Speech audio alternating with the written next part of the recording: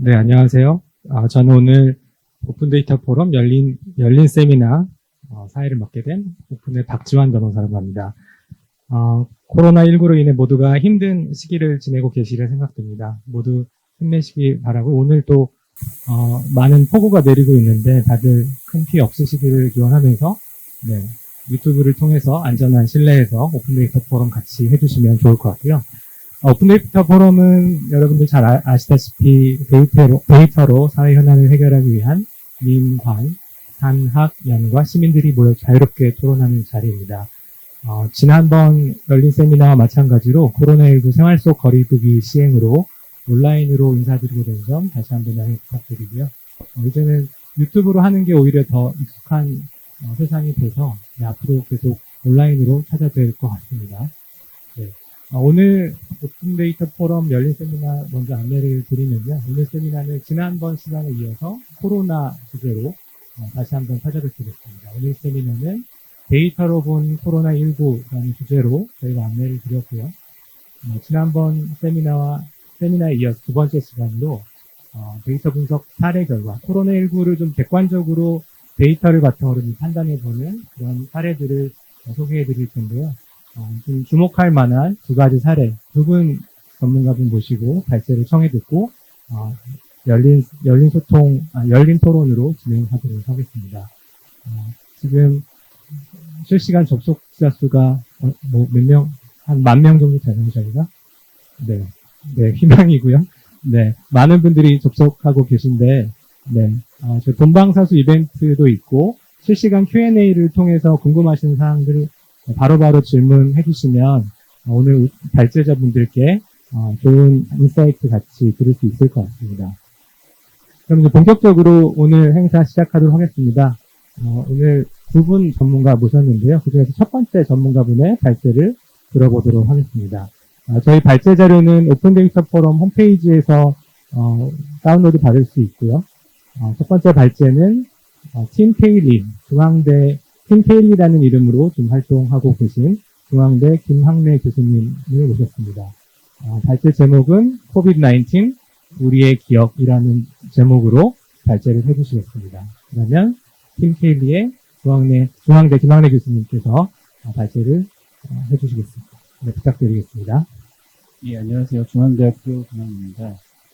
저희는 팀 케일리라고 해서 학교 안에서 문헌정보학과하고 사회학과 학생들이 같이 버추얼 팀을 만들어서 이번에 이제 정보혁신 해커톤 특장 개발 대회 저희가 참가를 했었는데 그 과정하고 저희가 그 결과를 소개를 드리면서요. 코비드 19에 대해서 우리가 어떻게 생각하고 있었는지 그리고 그동안 어떤 일이 있었는지를 좀 정리해가지고 설명을 드리겠습니다. 저희가 이 프로젝트를 진행하게 된 배경은 저는 이제 멘토로 이제 학생들하고 같이 활동을 했는데요. 우리가 한 1월부터 시작을 했죠. 1월부터 시작해서 현재 이제 7월을 넘어오면서 사실 저희가 개강을 했을 때만 해도 학생들도 한두 달 정도면 해결되지 않을까 이런 생각을 했었는데 4월, 5월 넘어오면서 코비드 19이 오히려 이제 우리나라에서도 심각한 그런 현상을 보였었고 그러면서 오히려 이제 대학생들이 관심을 갖는 시점이 4월, 5월 넘어가면서부터였던 것 같은데 문제의식은 출발은 그렇게 시작했어요. 우리가 5월, 6월 넘어가기 시작하니까 과연 1월에 무슨 일이 있었는지 2월에는 어떤 일이 있었는지 정부는 어떻게 대응했는지 이런 이제 많은 의문들이 있는데 그런 것들을 조금 객관적으로 기록해보자라는 거에서 시작을 했고요.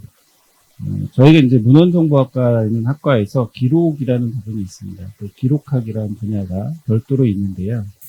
그래서 단순히 저희가 어느 시점이 지난 다음에 데이터를 이제 저희가 만들 거고 그 데이터가 중요한 거는 저희가 인식을 하는데 그 데이터가 만들어진 과정과 시기에 대한 컨텍스트도 우리가 기록하는 게 중요하다라는 생각을 했거든요. 그래서 지금 웹페이지에 보시면 COVID-19 우리의 기억 이렇게 하고 첫 번째 이제 저희가 문장을 뭐라고 썼냐면 기록하지 않은 사실은 사라지고 기억은 필요에 따라 다르게 남는다.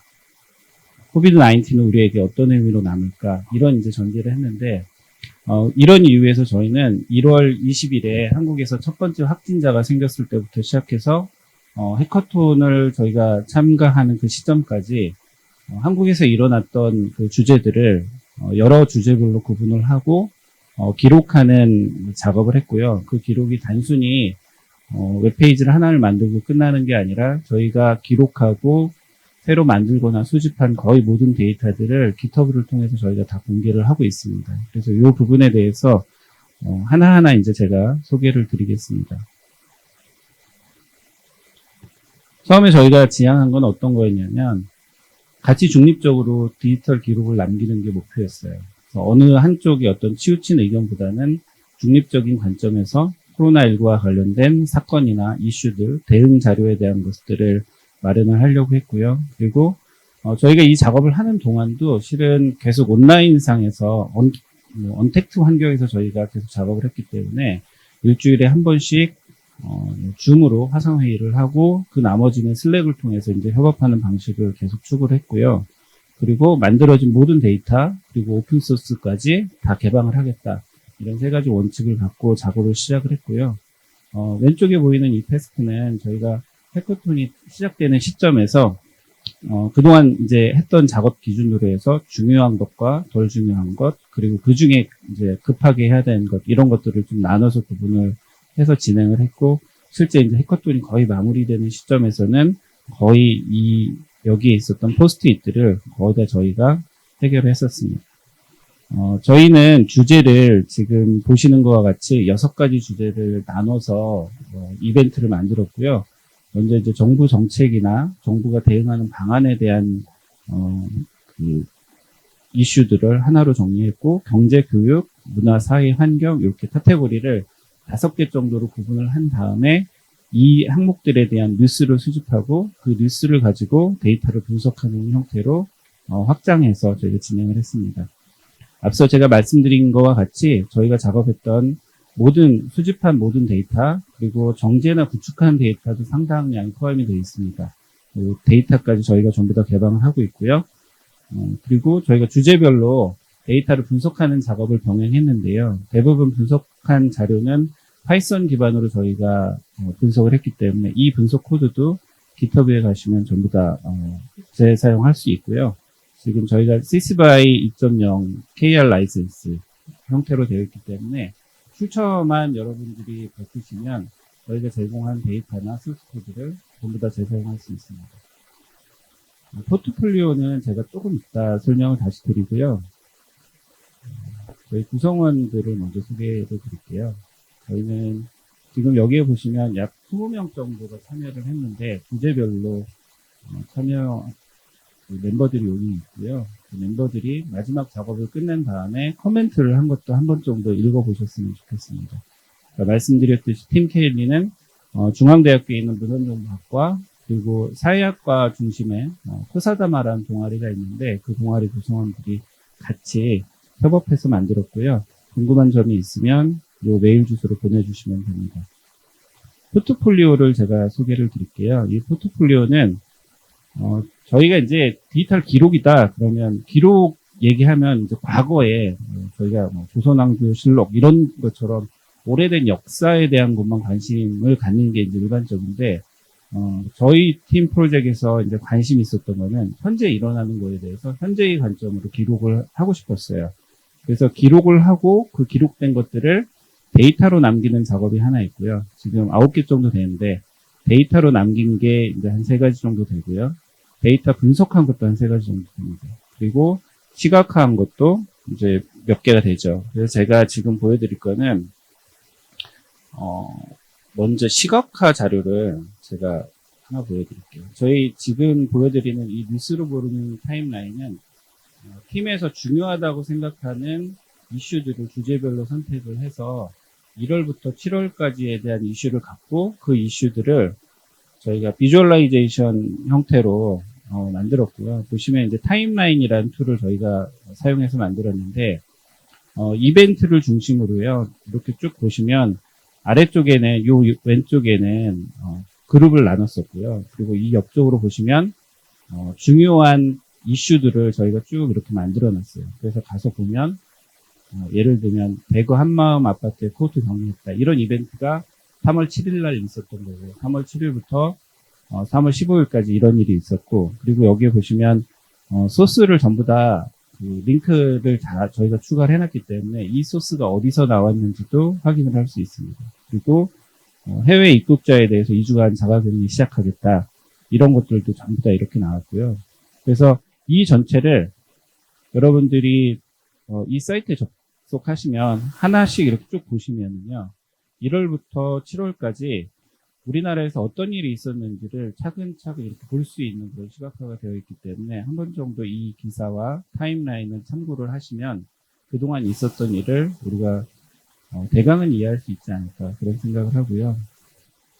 다른 그 시각화는 지금 앞쪽에 이제 타임라인으로 보여드렸던 시각화는 쭉 그냥 시간별로 주요 이슈를 보여주는 데 이제 초점이 있었고요. 두 번째 시각화는 스토리맵이라는 툴을 이용했는데 이거는 우리나라에서 코로나19의 집단 감염이나 지역별로 중요한 이슈가 있었을 때 그것들을 하나씩 이제 찾아가는 그 툴을 만든 거고요. 예를 들어 처음에 이제 1월 20일에 이제 확진자가 처음 발생했고 27일 날 이제 우리가 위기 경보를 경계 단계로 올리거든요.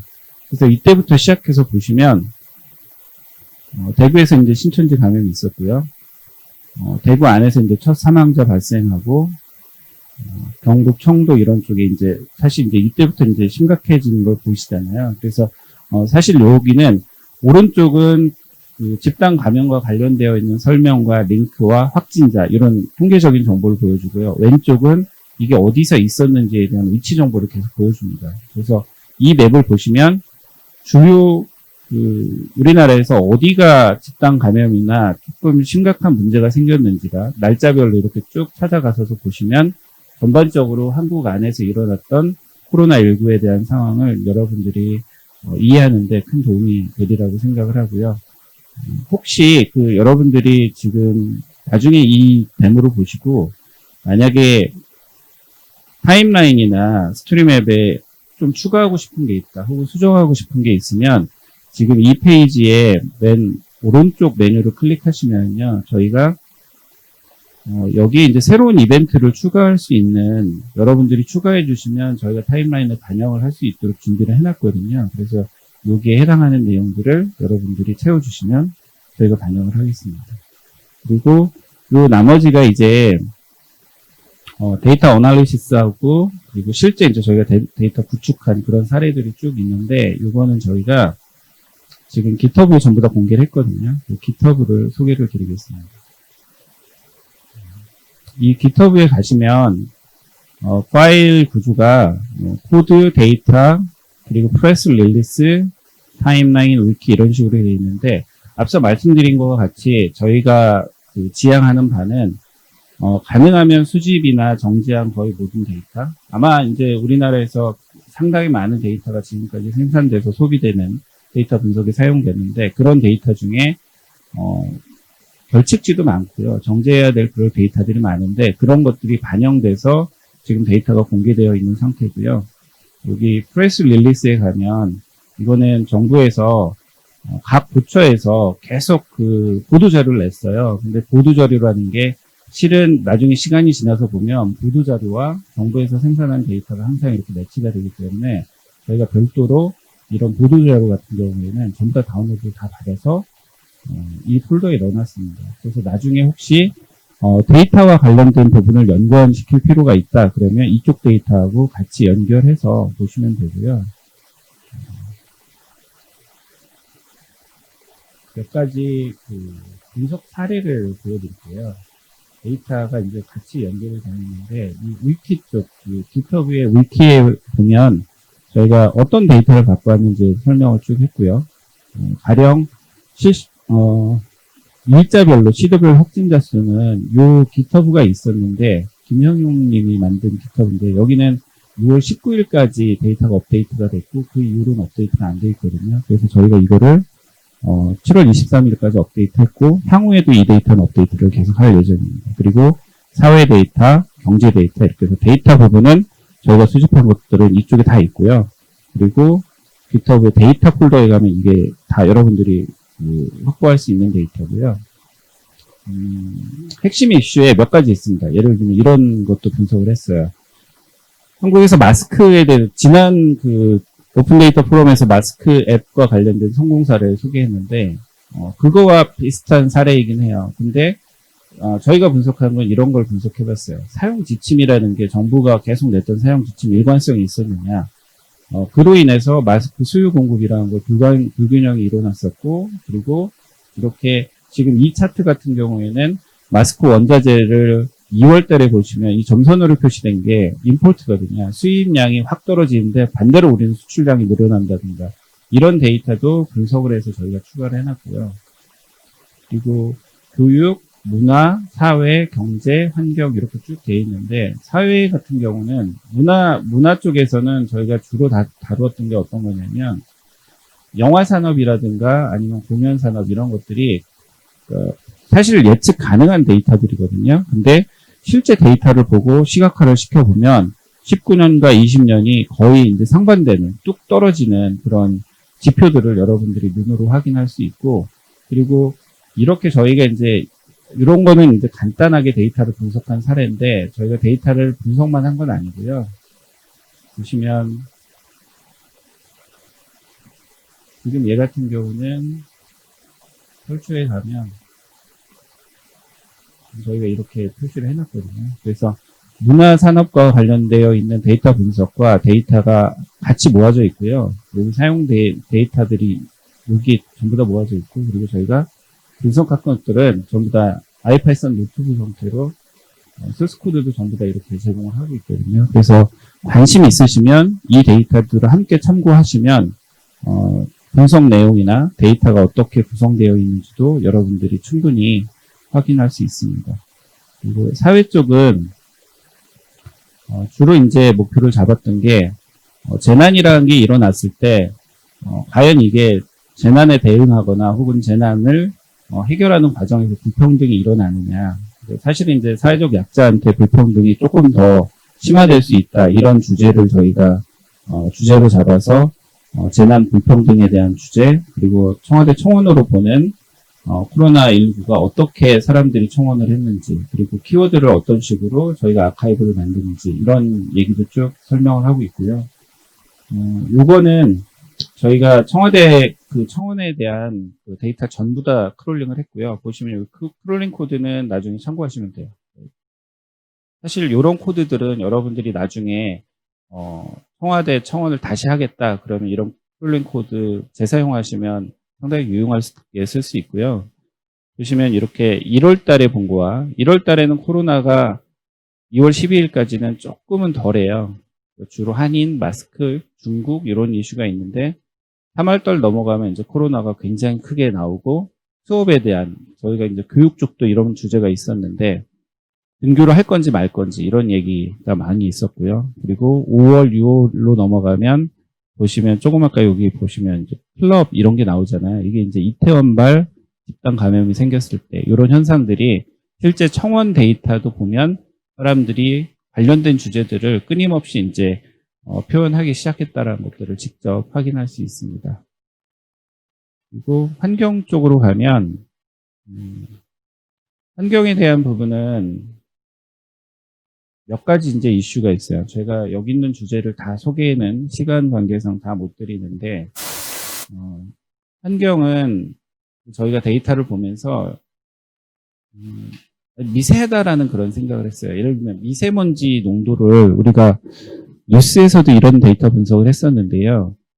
코로나19라는 이 요인으로 인해서 과연 미세먼지가 직접 줄었느냐. 근데 그거를 저희가 이제 데이터 분석을 쭉 하고 석유에 대한 소비량도 이제 체크를 해보고요. 그리고 국내 교통량도 이렇게 보시면 분명히 현저하게 감소는 하거든요. 근데 이 현저하게 감소한 대비 4월 이후로는 이 교통량이 다시 이렇게 쭉 올라와요. 근데 이 시기에 미세먼지는 내려가거든요. 그래서 데이터를 보면서 물론 이제 저희가 수집하고 분석한 데이터가 아주 전부 다 이제 이 결론을 내기에 완벽하진 않겠지만 그 하나만으로 코로나19만으로 그 주변에 일어났던 여러 현상이 미세먼지에 직접적인 영향을 미친다. 그러진 않은 것 같습니다. 그래서 데이터를 이 부분은 분석을 좀 더 해봐야 되는 거고요. 여러분들이 이미 알고 계시듯이 항공에 대한 부분은 상당히 이제 충격이 크게 왔다라는 걸 여기서 이런 그래프로 직접 보실 수 있고요. 요거랑 이제 비슷한 게 항공량이 떨어지면서요. 항공 이동량이 떨어지면서 경제 쪽에 보시면 사실 이 데이터는 교육부에서 여기 있는 데이터는 전부 다 한글이나 PDF로 제공한 건데 이 데이터들은 제가 분석을 이렇게 했는데요. 분석된 데이터들은 나중에 여기 보면요. 이 데이터들을 에듀케이션에 가면 지역별 이 등교 현황을 저희가 전부 다 엑셀로 전부 다 다시 만들어 놨어요. 그러니까 구축 데이터에 가면 PDF나 한글로 되어 있던 데이터들을 별도로 이제 CSV나 엑셀 형태로 전부 다 이렇게 작업을 해놨기 때문에 여러분들이 나중에 등교 현황과 관련된 것들을 참고로 하시려면 이 데이터를 갖고 작업을 하시면 훨씬 용이할 거라고 생각을 합니다. 그래서 제가 사실 분석한 사례도 많고 저희가 구축한 데이터도 상당히 많거든요. 그래서 저희가 지금 체크한 걸로는 이번에 이제 해커톤 준비하면서 한 1060건 정도 데이터를 만들고 수집하고 이렇게 해서 관련된 소스를 여러분들이 참고했으면 좋겠고요. 그리고 이 작업은 지금 요거는 이제 한글 페이지인데 영어 페이지도 함께 지금 제공을 하고 있어요. 그래서 이건 이제 전부 다 영어로 번역이 된 상태고 아까 데모로 보여드렸던 그 타임라인하고 스토리 맵 그리고 GitHub에 있는 것도 점차 이제 저희가 영어로 만들 생각이고 그래서 영문 버전이 만들어지면 국외 커뮤니티에도 결과물을 같이 공개하고 소개할 예정입니다. 짧은 시간 안에 저희 작업했던 것들을 쭉 소개를 드렸는데 제 생각에는 이 코비드 19 아워 메모리라고 이렇게 이름을 줬는데 단발성으로 그칠 그럴 프로젝트는 아니고요. 저희도 관심이 있는 분들이 저희한테 연락을 주시면 같이 협업할 수 있도록 저희도 이렇게 기회는 언제든지 열려 있고요. 그래서 관심 있으시면 저희 이 끝에 있는 팀 주소 이쪽으로 연락을 주셔도 되고요. 아니면 GitHub 쪽을 통해서 연락을 주시면 같이 협업할 수 있는 기회를 만들어 보도록 하겠습니다. 네, 감사합니다.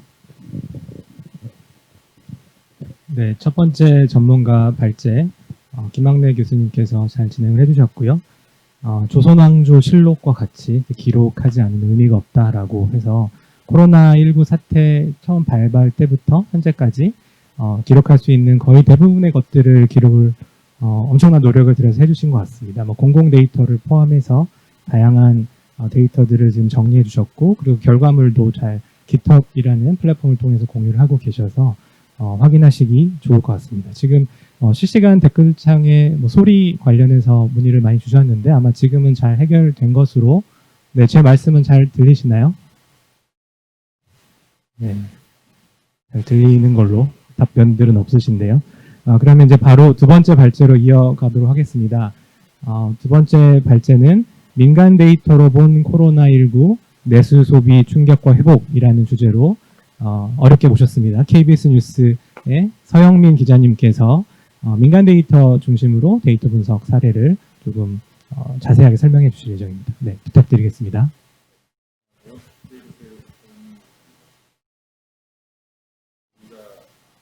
월 말 5월 정도부터 그 데이터를 가지고 민간 부분이 특히 자영업자 소상공인들이 어떤 피해를 입었는지 아니면 그 피해 충격이나 양상이 어땠는지를 데이터를 가지고 좀 살펴봤는데 그 내용을 좀 소개를 해드리게 될 것 같습니다.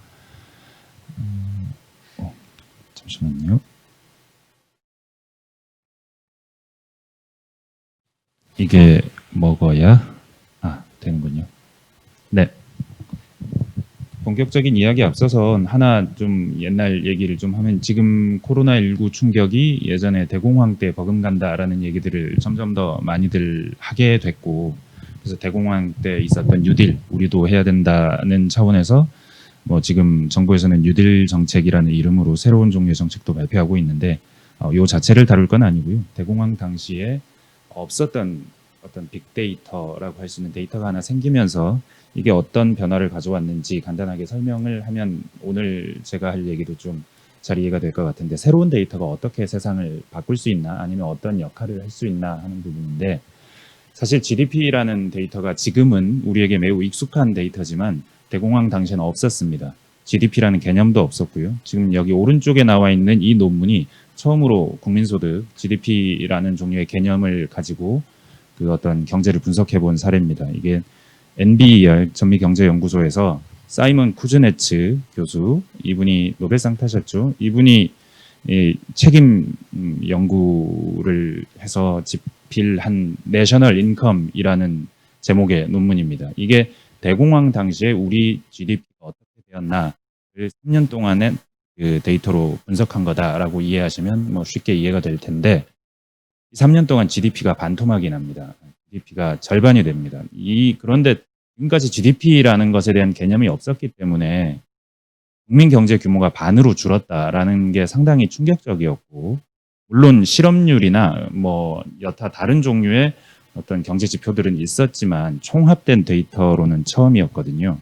그러면서 동시에 이 충격을 누가 더 많이 받았나라는 부분도 이 소득 데이터이기 때문에, 뭐 일종의 소득 데이터이기 때문에 볼 수 있는데, 노동자 계층이 받은 충격이 자본가나 금융 부문 이런 그 실제 위기의 진앙보다 훨씬 더 깊고 충격이 오래 갔다라는 종류의 내용도 담겨 있습니다. 당연히 이게 현상에 대한 파악이라면 그 충격을 피할 수 없었는지에 대한 논의도 좀 더 시급해질 테고, 더 원활하게 어떤 정부 정책에 대한 그 지지도 형성이 될 텐데, 결국 이게 시장이 실패했다라는 종류의, 시장만으로는 안 되고 정부가 개입해서 이 그 실패를 보정해야 된다라는 종류의 움직임, 그게 어쩌면 뉴딜일 텐데, 저희는 이 뉴딜이 어떤 건설 부양책 혹은 어떤 신산업 부양책 이런 종류로 이해하지만, 사실은 이런 큰 틀에서의 경제 방향성 설정하고도 관계되어 있던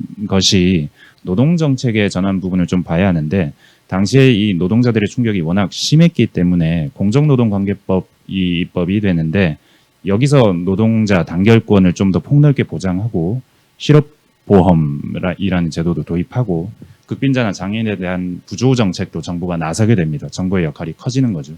정부의 역할이 커지는 동시에 소득세율이 인상이 되는데, 보시면 아시겠지만 전쟁 중에는 최고 소득세율 구간에서는 94%, 그러니까 번 돈을 다 가져가는 종류의 정책까지 나아갑니다. 결국 어떤 새로운 GDP라는 데이터가 물론 이 과정을 주도한 것은 아닐 수도 있지만, 정책 입안자가 아니면 정치 리더가 어떤 그 사회 구조, 경제 구조를 변화시키려고 할 때 어떤 상황을 파악할 수 있는 최초의 어떤 근거의 측면에서는 상당한 역할을 했을 것이고, 이후 이 GDP가 점점 발전되면서 지금 우리가 경제를 측정하는 가장 중요한 데이터 중에 하나, 성장률이라고 부르는 것도 이 GDP 데이터인데, 그런 종류의 데이터로 발전이 되게 됩니다. 따라서 이 대공황 때 GDP를 몰랐다가 GDP를 알게 된 것, 몰랐던 새로운 데이터를 가지고 어떤 변화를 이끌었나라는 측면에서 바라볼 수 있다면, 이번에 저희가 그 분석했던 코로나 충격 역시 같은 의미에서 좀 해석될 부분이 있지 않나 싶어서 소개드렸고요. 취재 시작은 사실은 초저금리 대출이라는 소상공인 자영업자 정책에서 시작했는데, 이게 1.5%로 1,000만 원에서 3,000만 원을 빌려주는 정책이었는데, 당시 뉴스 보셨으면 아시겠지만 병목 현상이 너무 심해서, 여기 사진에 보면 여기 소상공인진흥공단 앞에 그 소상인들이 밤을 새워 줄을 서 있습니다. 이게 병목이 심하기 때문에 하루에 50명씩 끊는다 그러면 50명 안에 들려고 그 전날 밤부터 줄을 서는 겁니다. 정부 정책이 오히려 이 코로나 와중이었는데 그 소상공인들을 아니면 자영업자들을 좀 더 스트레스가 심한 상황으로 내몰지 않았을까. 이때 정부가 쓴 표현이 사실은 대출을 받을 필요가 없는 사람들까지도 받으려고 나와서 가수요가 발생해서 이렇게 병목이 빚어졌다라는 설명을 했는데, 사실은 가수요를 발생시킨 것은 정부의 정책이었거든요. 정책이 가수요 없게 그 피해의 양상과 뭐 전파 속도를 면밀히 파악한 상태에서 뭐 시행이 됐다면 가수요 없이, 그리고 정책으로 인한 또 다른 스트레스도 없이 어떤 변화를 이끌 수 있지 않았을까 하는 아쉬움이 생겨서, 그러면 과연 어디에서 어떤 종류의 피해가 발생했는지를 측정하고 싶었습니다. 뉴욕타임스 당시 4월 중순 기사였는데 4월 11일 기사인데요. 그래프인데 이게 신용카드 사용 데이터를 가지고 어떤 부분에서 소비가 코로나19 이후에 더 많이 일어났고 어떤 부분은 줄었는지를 분야별로 보여줍니다. 이 데이터가 상당히 인상적이었는데 뉴욕타임스도 이 기사를 쓴 기자가 바이러스가 경제에 미치는 영향에 매우 인상적인 단면이다라고 표현을 했거든요. 이게 리서치 회사 자료인데 그 미국의 600만 명의 신용카드, 직불카드 구매 내역을 가지고 분석한 겁니다. 600만 명이 전체 인구는 아니겠지만 충분히 대표성 있는 종류의 어떤 데이터를 만들었다고 볼 수 있는데, 저게 우리나라에서는 안 될까 고민을 해봤는데 한 업체가 있었습니다. 저희가 뭐 쉽게 찾진 않았지만 어떻게 찾다 보니 뭐 다양한 종류의 데이터를 구하려고 해봤는데, 이 캐시노트라는 회사, 한국 신용 데이터라는 벤처 기업이 만든 어플인데 자영업자들이 쓰는 어플입니다. 이게 어플이 아니군요. 프로그램입니다. 이게 소상공인 자영업자 가계부의 역할을 하는 프로그램인데 카카오톡으로 연계하면 어플 별도의 어플 없이 사용이 가능하고 카드사별 월별 입금 데이터를 정리해서 제공합니다. 이 프로그램을 자영업자들이 쓰는 이유는 그 카드사들은 물론 정산해서 칼같이 정확하게 지급을 하지만 자영업자 입장에서는 이번 달에 얼마의 매출이 발생했고 언제 얼마가 들어오는지, 그리고 전체 매출이 1일부터 30일까지 어떻게 되는지 알고 싶은데 카드사들은 자기들 날짜에 맞춰서 입금을 계속하니까 정확하게 그 드나드는 돈의 흐름이 파악이 안 되기 때문에 그걸 좀 편하게 만들어주는 어플입니다. 프로그램입니다. 그 영업 내용 같은 걸 좀 분석을 해서 이번 달에는 뭐가 더 팔렸고 아니면 뭐 어떤 종류의 뭐 흐름이 발견됐고 이런 종류의 분석까지 해주는데, 대신 그 카드 매출 전표 이거를 정보를 제공해줘야 됩니다. 캐시노트라는 프로그램을 사용하려면 그래야 그 분석이 되기 때문에, 그래서 데이터 가공에 대한 동의가 처음부터 발생하는 종류의 데이터입니다. 그래서 이 데이터가 어느 정도의 크기냐, 업체 60만 개가 가입되어 있는데 대한민국에서 자영업자들이 이렇게 많이 그 사용하고 있는 가계부 프로그램은 이게 가장 크고요. 뭐 유사한 프로그램이 배달의 민족이라는 곳에서도 있는데 그 몇만 명 수준밖에 안 되고요. 그 몇만 개 업체, 그렇게 되면 데이터의 양도 현저하게 적습니다. 지금 저희가 분석했던 데이터는 당시 한 50억 장 정도 되는 매출 전표를 분석한 거라고 했었고, 이걸 빅데이터로 분석을 했는데 어느 정도의 대표성이 있다고 보여집니다. 보시면 주간 매출이 저희가 처음 분석했던 게 5월 초였는데요. 이미 어느 정도 코로나 충격이 진행되고 난 뒤의 얘기긴 합니다만 노란선 하나 있는 게 전국 평균 매출입니다. 처음에 이 영역 표시가 되어 있는 부분은 설날 연휴입니다. 코로나 발생이 아니고요. 그래서 설날 연휴 지나고 소비가 좀 늘다가 코로나 소식으로 급격하게 떨어지는 게 확인이 되실 텐데요. 분야별로 그 아까 뉴욕타임스 기사처럼 저희가 한번 임의로 저희 분류를 해서 뭐 문화예술이나 아니면 마트, 편의점, 음식, 뭐 약국이나 스포츠 이런 식으로 분류를 해서 봤더니 여기에 빅금은 코로나19 처음 발생 당시거든요. 그 발생한 직후부터 급격하게 떨어지는 매출이 있고 또 딱 하나는 올라가죠. 편의점, 마트입니다. 이게 밖에 안 나가니까 식료품을 많이 사게 되니까 이런 상반된 흐름이 그래프를 보니 좀 더 잘 보였는데, 요 빗금친 부분의 영역의 흐름을 보시면 앞에 뉴욕타임스 기사로 저희가 보여드렸던 흐름 거의 동일합니다. 그로서리가 많이 늘었죠. 그 미국에서도 비슷한 흐름이 발견이 됩니다. 이게 무슨 쓸모가 있을까? 사실 지금 보여드리는 데이터는 전체 신용카드 매출입니다. 이게 여신금융협회에서 달마다 정리를 해서 제공받을 수 있습니다. 다만 이 데이터가 더 정확하고 더 전체적이며 더 총합적인 내수 소비를 보여준다고도 할 수는 있습니다. 문제는 이 데이터는 늦다는 겁니다. 이 데이터가 4월 데이터는 4월이 끝난 뒤에 5월에 제공되는 게 아니고 5월에 뭐 분석이나 정리 취합이 마치고 난 뒤에 5월 말 내지 6월 초가 돼야 가장 빠른 시점에도 그 시점이 돼야 공개가 됩니다. 저희가 이 데이터로 처음에는 분석을 하려고 해봤는데 시차가 너무 발생해서 이건 현재 벌어지고 있는 일을 보여주는 데이터로는 사용하기 좀 어려웠습니다. 근데 저희가 사용했던 데이터는 일요일이 지나면 화요일, 수요일 정도 되는 데이터를 받아볼 수 있었거든요. 매주 단위로 업데이트가 가능한 겁니다. 월별 데이터인데다가 한 4, 5주 정도의 시차가 있는 데이터에 비해서는 훨씬 정확하고 파악하기 쉬운 데이터라고 볼 수 있습니다. 이 데이터는 또 빠르기만 할 뿐이 아니고 좀 더 자세하게 저희가 보고 싶은 정보들을 볼 수 있습니다. 여행업에서 상당한 타격이 있었다는 걸 우리 모두가 알고 있지만 그 타격이 실제로 시간이 지남에 따라서 어떻게 되는지, 혹시 재난지원금으로 인해서 이 여행업에 어떤 긍정적인 그 작용은 없는지 볼 수도 있을 거고요. 유흥주점이나 PC방, 노래방, 사실 그 이태원발 집단 감염 이후에 그 유흥에 대한 수요가 코로나19 확산을 자꾸 불러일으킨다라는 얘기들이 많았고, 당시에 PC방, 노래방, 유흥주점 이런 데 가면 안 된다는 종류의 보도를 언론들도 많이 했는데, 재난지원금 소비 시작한 주 전주가 이태원에서 클럽발 집단 감염이 있었던 시점입니다. 안 그래도 좀 안 좋았지만 그 이후로 급격하게, 특히 유흥주점은 굉장히 급격하게 꺾이는 걸 보실 수 있을 겁니다. 상황이 어떤 정확하게 구체적인 상황을 우리가 좀 더 쉽고 빠르게 볼 수 있다는 점에서 이 데이터가 상당히 의미가 있었고요. 한 카테고리 안에서도 음식업이면 음식업, 스포츠 업종이면 스포츠 업종 안에서도 매출 추이나 소비 흐름이 어떻게 되는지도 아주 흥미롭게 보여주는데, 음식업에서 눈여겨볼 부분들은 뷔페나 샤브샤브입니다.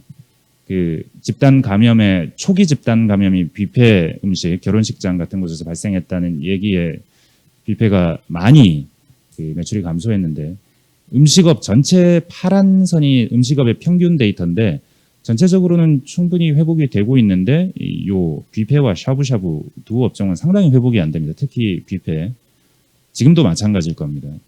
이게 어떤 업종의 코로나 이후로도 지속되는 어떤 트렌드를 만들어가는 종류의 신호가 아닐까 생각해 볼 수 있는데, 재미있는 건 스포츠입니다. 실내 스포츠, 줌바 댄스, 필라테스 이런 부분에서 집단 감염 발생하면서 급격하게 떨어집니다. 저기 빗금친 영역이 그 세종시 언저리 그 충청도에서 그 줌바 댄스 집단 감염 이런 거 나올 때였는데요. 수영, 필라테스, 태권도 다 급격하게 매출이 떨어져서 한 평소에 한 10% 수준까지, 사실상 매출이 없는 수준까지 떨어지기도 하는데, 노란 선 보이시죠? 저 선은 그 1이라고 되어 있는 게 작년 동기 대비인데 작년보다 훨씬 더 매출이 늘어납니다. 자전거입니다. 실내 스포츠 못하고 여러 사람 같이 하는 종류의 야외 활동을 할 수도 없고 자전거 타는 겁니다. 자전거 매출은 한때 2배까지 올랐고요. 지금도 상당히 많이 올라 있고, 이 자전거 수요가 많아지면서 저희가 취재를 자전거 업체 아니면 점포에도 가봤는데 4대강 사업 이후에 가장 잘 된다, 없어서 못 판다, 인기 종목, 인기 자전거는 한참 대기하셔야 한다, 이런 얘기들도 많이 했었습니다. 데이터를 통해 알게 됐는데 실제로 가보니 사실이더라. 그리고 사람들도 한강 둔치에 많이 보였고요. 동시에 타격이 밑에 그래프는 몇 가지 흥미로운 것들을 모아봤는데, 주차장 등 운송 관련 데이터라고 볼 수 있겠고요. 학원 데이터도 있고 목욕탕 사우나도 있는데, 저기 하얀 선이 급격하게 튄 건 왜 튄지 저희는 잘 모르겠습니다. 설날 지나고 나서 학원 결제를 많이 해서 그런 건지 이 부분은 좀 이해가 안 되는데, 여튼 뒤에 보면 그 휴원 공고가 한번 내려진 때가 있었는데, 휴원 공고 내리자마자 학원 매출이 급감합니다. 실제로 다른 종류의 매출들도, 이게 코로나가 심각해지던 당시니까 당연히 그랬긴 하겠죠. 여튼 이 데이터가 아주 자세히 보여주더라는 겁니다. 지역별 정보도 보여주는데, 여기 무수히 많은 선들, 가운데 빨간 선이 전국 평균입니다. 자치단체들 서울, 부산, 대구, 광주, 대전 쭈루룩 이렇게 한 그래프에 그렸는데 다 보시라고 그린 건 아니고요. 지역별 정보도 보이더라. 보면 서울 지역이 다른 지역 대비 소비 감소가 좀 심합니다. 코로나에 대한 공포감일 수도 있는데 서울 지역 안에서도 오른쪽에 보면 서울만 따로 떼서 보는데 빨간 그래프가 전국, 노란 굵은 선이 서울입니다. 근데 서울에서도 3개 자치구가 상당히 코로나 타격을 많이 받았는데 용산, 종로, 중구입니다. 사람들이 소비를 하기 위해 시내로 가지 않고 백화점 시내 찾아가지 않고 명동 잘 안 가고 이런 트렌드가 어느 정도 반영되는 것일 텐데 용산이 특이하시죠? 저기 노란선 서울시 전체 데이터랑 같이 가다가 어느 순간 꺾여버리죠. 저게 이태원 집단 감염 당시입니다. 이벤트의 충격도 실시간으로 어떻게 되는지 정확하게 살펴볼 수 있는데 저 용산구가 떨어지는 저 순간이 이태원발 클럽발 집단 감염이 있던 시점인데 용산구가 떨어지는 게 이태원 때문일까? 이태원이 정말 그렇게 많이 떨어졌을까? 이태원 1, 2동만 따로 살펴볼 수도 있었는데 이태원 1, 2동만 보면 클럽발 집단 감염 뉴스가 나온 직후 주에 전년 대비 마이너스 80%까지 매출이 급감합니다. 그 외에도 배달앱 사용 현황을 본다면 사람들이 언택트 시대 배달을 얼마나 많이 하는지 그리고 또 배달을 많이 한 업종에서는 매출 감소가 적었다든지 이런 데이터도 확인해 볼 수 있을 테고 주간 매출 감소세보다는 야간 매출 감소세가 심합니다. 6시 이후에. 그런 부분을 봐도 사람들이 이제 코로나 이후에는 주간에는 일을 하느라 밖에 있을 수밖에 없지만 야간에는 그 야외 혹은 집 밖에서 활동하는 비율이 현저히 줄어들고 있다는 사실을 좀 얘기해주는 데이터로 활용될 수 있지 않을까. 다양한 방식으로 활용이 가능할 겁니다. 지금 어떠냐 보면요. 최근에 개선된 몇 개 자치구가 흥미로운 부분이 있는데 전국 역시 빨간 선이 다 전국 평균 데이터인데 최근 한 6월 초순 중순 이후로 올라오는 게 좀 까만색 어두워 보이는 회색에 가까운 까만색 저기가 제주도인데 제주도가 계속 안 좋았습니다. 여행업이 안 좋았기 때문에. 근데 최근 들어서 쭉 올라와서 보시면 아시겠지만 지금 맨 오른쪽 제일 최근 지난주입니다. 지난주 데이터를 보면 제주도는 1을 넘었습니다. 1을 넘었다는 건 작년보다 매출이 좋다는 얘기입니다. 회복이 됐습니다. 관광 수요가 여름 들어서 특히 해외로 안 나가고 있기 때문에 제주도가 반사이익을 받는 걸 볼 수 있고 강원도 역시 추세 자체는 제주도만큼은 아니지만 교차해서 전국 평균보다 안 좋다가 좋아지는 흐름이 있었고요. 최근에 악화된 곳을 보면 명확합니다. 광주와 대전인데요. 특히 광주 경우에는 코로나19 이후로 전국에서 가장 매출 소비 흐름이 나쁘지 않았던 측면에 속하는데 광주의 집단 감염 있고 난 뒤로 급감해서 지금 광주는 코로나 발생 이후 소비 매출액이 가장 안 좋습니다. 그 전국이 다 그 안 좋을 때보다 더 안 좋습니다. 대전 역시 같은 이유로 저렇게 떨어지고 있는 걸로 보입니다. 정책적 합의가 뭐가 있을까? 긴급재난지원금 당시에 빨간 선이 긴급재난지원금 당시에 전국 평균 그 소비 추이입니다. 딱 저 때만 지난해보다 좋습니다. 1을 넘었던 그 시기가 바로 긴급재난지원금을 지급했던 그 시기입니다. 당시에 저희가 보도를 했는데 바로 그 주에 보도를 했습니다. 그게 오른쪽 화면인데 재난지원금 첫 주에 그래프들이 이렇게 고개를 치켜드는 게 보이실 겁니다. 위에 그래프.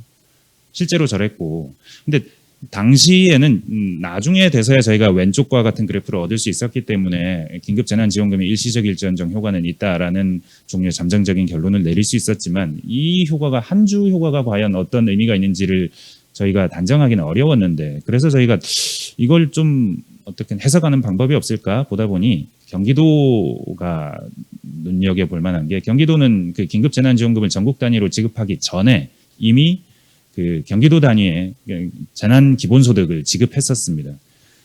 이게 아까 보여드렸던 자료인데 여기 무수히 많은 그래프들 보시면 4월 중순 이후로 제일 위에 있는 그래프, 갈색 그래프 보이실 겁니다. 이게 경기도입니다. 갑자기 경기도가 4월 초중순 이후로 그 소비 심리가 극히 좋아집니다. 이때가 재난 기본소득 지급한 바로 그 주입니다. 그때부터 튀어올라서 경기도가 꾸준히 유지가 됩니다. 긴급재난지원금을 실제 지급했을 때는 다른 자치단체들이 더 튀어오르지만요. 당시에 저희는 이걸 보고 경기도 재난기본소득 지급이 경기도에 미친 효과가 전국적으로 긴급재난지원금을 지급했을 때 효과와 유사할 수 있겠다는 생각을 했었고 뭐 단정할 수는 없지만 그런 취지의 보도를 내보냈었습니다. 근데 사실 긴급재난지원금이 모든 분야에 효과가 있는 건 아닙니다. 여행 분야 효과가 없었고요. 음식업에도 그리고 또 지역적으로 시내에서 다운타운에서 소비하고자 하는 이 소비 욕구 불러일으키지 못했습니다. 코로나19가 진행되는 한 혹은 코로나19로 인해서 변한 소비자들의 행태를 바꿀 수 있느냐. 긴급재난지원금은 그런 역할을 할 수는 없었고요. 그럼 또 다른 어떤 정책이 있을까? 정부가 수많은 정책을 썼는데 보면 동행세일 기억하시나요? 백화점이나 아니면 뭐 가전제품 할인해주는 그런 행사, 가전제품을 만드는 제조 대기업들, 아니면 면세점이나 유통업체들, 대형 유통업체들, 대기업단에서 효과가 있는 정책입니다. 이 정책은 소상공인 자영업자들에게는 큰 효과가 없습니다. 개별 소비세 감면 역시 자동차가 수출이 안 돼서 굉장한 어려움을 겪었는데 국내에서 굉장히 잘 팔았습니다. 현대기아차를 포함해서요. 개별 소비세의 효과도 있었을 텐데 이 정책 역시 자동차에 효과가 있는 정책이고 법인세를 깎아준다라고 하면 법인세 내는 업체가 회사들은 많을 것 같지만 사실은 이익을 내는 회사들만 법인세를 내기 때문에 특히 법인세를 많이 내는 이익이 많이 나는 대기업들에게 효과가 더 큰 정책입니다. 뭐 그 외에도 기업어음이나 뭐 회사채 시장에 안정시키기 위해서 정부가 긴급 자금을 투입한다, 양적 완화를 한다 하는데 사실 기업어음이나 회사채 이런 것들 그 신용 등급이 좋아야 발행할 수 있고 대부분의 중소기업들은 해당 사항이 없습니다. 그렇게 본다면 정부가 어떤 정책을 쓰건 그 정책에는 나름의 타겟이 되는 효과가 있는 집단이 있고 없는 집단이 있습니다. 그리고 소상공인 소상공인 자영업자 차원에서 봐도 긴급재난지원금이 효과가 있었지만 동네 마트에 가장 큰 효과가 있었고 재래시장에도 효과를 내긴 했지만 여행업이나 시내 다운타운에서 장사를 하시는 분들에게는 별 효과가 없었거든요. 그럼 정부는 여전히 지금 소비가 회복되지 않는 업종을 위해서는 어떤 일을 할 수 있을까? 그 3차 추경에 보면 소비 쿠폰 1,600억 원어치가 잡혀 있습니다. 재난지원금 13조에 비하면 아주 적은 액수이긴 하지만 재난지원금은 13조 원을 쓰면 13조 원의 효과가 납니다. 근데 소비 쿠폰은 한 뭐 10,000원을 쓴다면 그중에 한 2-3천 원을 쿠폰을 준다라는 개념이기 때문에 쿠폰 금액에 비해서는 효과가 한 너댓 배 그 이상이 될 수도 있을 것으로 생각하고 있습니다. 이를테면 주말에 외식을 5번 하면 5번 한 게 신용카드 사용 기록이 잡히면 자동으로 10,000원을 지급한다거나 박물관이나 미술관을 온라인에서 예약하면 쿠폰을 지급하고 영화를 예약할 때 온라인에서 할인해주고 여행을 갈 때 온라인에서 숙박업체를 예약하면 한 3-4만 원 할인을 해주고 헬스클럽을 끊으면 또 역시 한 3만 원 정도 할인해주고 이게 뭐 신용카드로 끊으면 다 업종이 체크가 되기 때문에 이런 종류의 정책입니다. 1,600만 장, 1,600억 원어치인데 이런 정책은 보시면 아시겠지만 박물관, 미술관, 공연, 영화관 뭐 망한다는 곡소리가 나고 있죠. 여행 업종이 가장 타격이 심합니다. 이런 업종의 효과를 낼 수 있게 타겟이 되는 정책이라고도 볼 수 있습니다. 헬스클럽 역시 마찬가지 맥락이 있는 거고요. 실제로 이 정책 만든 기재부 쪽하고도 얘기를 해봐도 그런 종류의 효과를 생각하고 지금까지 혜택을 받지 못했던 종류의 소상공인 자영업자들에게도 혜택이 갈 수 있는 종류의 정책이라고 추정하고 있고 이런 정책은 재난지원금은 너무 많은 재원이 들기 때문에 반복해서 시행하기는 어렵지만 소비 쿠폰은 적은 돈이 들고 그에 비해서는 많은 효과가 나고 또 지속적으로 시행할 수 있기 때문에 이런 식으로 좀 더 진보된 정책이 될 수 있지 않을까 하는 생각도 들었습니다. 데이터를 보는 게 무슨 의미가 있을까 하면 일단은 어떤 사회 현상이 발생했을 때 이 상황을 파악할 수 있어야 하는데 시차가 있어서 너무 늦게 파악하거나 아니면 아예 어떤 그 파악의 근거가 될 수 있는 명확한 팩트를 찾지 못한다면 정책에는 시차가 발생할 수도 있고 아까 말씀드렸던 가수요가 많은 보편적인 종류의 어떤 펑퍼짐한 정책이 나올 수 있습니다. 근데 우리가 좀 더 많은 데이터로 좀 더 자세하게 분석해서 명확한 타겟이 있는 정책을 만들어낼 수 있다면 정부는 재원을 덜 드릴 수 있을 것이고요. 피해를 받은 분들은 좀 더 형평성이 있게 보상 내지는 지원을 받을 수 있을 것이고 이런 종류의 어떤 정책들이 사회적으로나 아니면 개개인에 있어서도 지지를 받을 수 있는 가능성도 더 높아지지 않을까 하는 생각이 들었습니다. 경제적인 차원에서 코로나19의 충격을 캐시노트라는 회사가 집계한 매출 전표 수십억 개 빅데이터를 통해서 지난 4월 말부터 최근까지도 계속해서 간간히 보도는 하고 있는데요. 보도를 하면서 느낀 점이었고 여러분한테 지금 소개시켜 드렸습니다. 감사합니다. 네, 기자님 발제 잘 청해 들었습니다.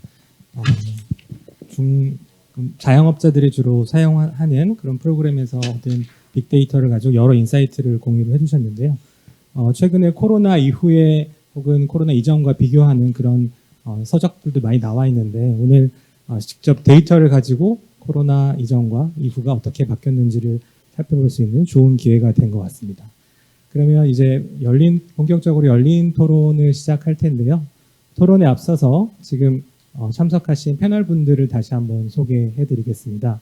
먼저 오늘 첫 번째로 발제를 해주신 중앙대 김학래 교수님 함께 하셨습니다. 네.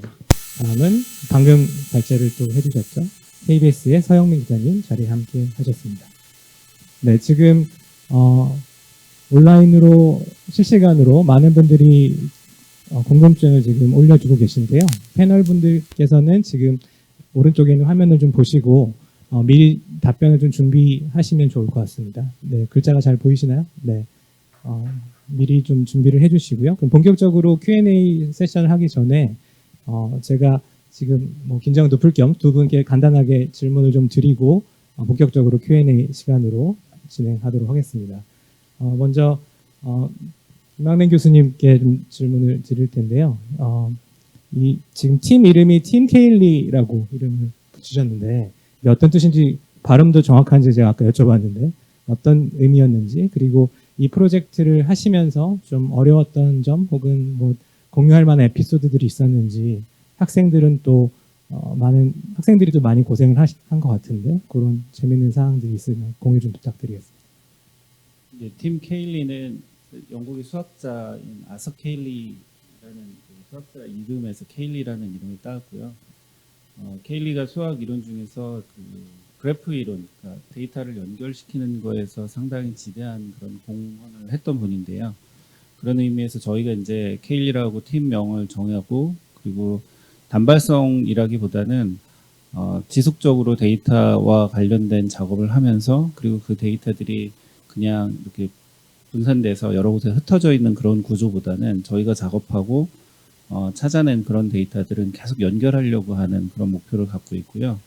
그런 의미에서 이제 케일리라고 하는 팀명을 가지고 저희가 활동을 하고 있고 실은 이번에 이제 코비드-19 우리의 기억 이 프로젝트는 사실 제가 이제 학교에서 수업을 데이터 사이언스하고 데이터 론이라고 하는 그 기초 과목을 제가 강의를 하고 있는데 그 수업을 들었던 학생들 중심으로 해서 이번 프로젝트가 진행이 되고 있고요.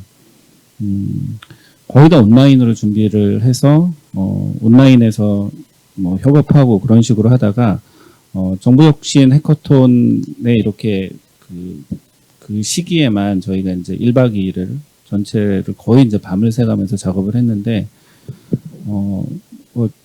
긍정적인 면을 많이 봤어요. 왜냐하면 이제 문헌정보학과하고 사회학과가 전통적인 그 사회과학, 인문 사회과학이기 때문에 보통은 이제 문송하다 이런 표현을 많이 쓰는데 이번에 이 프로젝트를 하면서 저희가 단순히 이제 데이터를 막 이렇게 손으로 만들고 이런 작업이 아니라 데이터도 직접 만들고 분석할 수 있는 그런 환경도 저희가 직접 만들었기 때문에 학생들한테도 많은 이제 도움이 됐고 책임감이 생겼다라고 생각이 들고요. 이 작업을 하는 동안 저희가 가장 크게 느낀 어려움은 데이터였던 것 같아요. 결국은 이 데이터를 모으는 과정에서 지금 저희 팀원들이 들어와서 답도 하고 있는데요. 상당히 다양하고 대규모의 데이터를 저희가 수집해서 구축하고 정제하는 작업도 하고 그랬는데, 뭐, 일례로, 만약에 확진자 그 수, 확진자 성별, 지역 이런 것들을 만약에 우리가 유니폼한 형태로 정부가 데이터를 제공했다면 저희가 하는 작업의 상당 부분은 줄어들었을 거예요. 근데 데이터를 모으는 과정에서 이런 게 있습니다. 확진자를 정부에서 복지부에서 어떤 형태로 이제 데이터를 제공하고 있는지는 저희도 이제 보면서 조금 혼동이 됐던 게, 만약에 뭐 서울시도 구별로 혹은 이제 다른 도에서도 확진자 수에 해외 유입자를 포함시키는 경우가 있고요. 그러지 않은 경우도 있습니다. 그러니까 만약에 뭐 특정한 어떤 도의 확진자 수의 그 정보를 밑에 있는 지자체에서 공개하는 정보하고 같이 이렇게 연결해서 보면 그 수가 일치하지 않아요.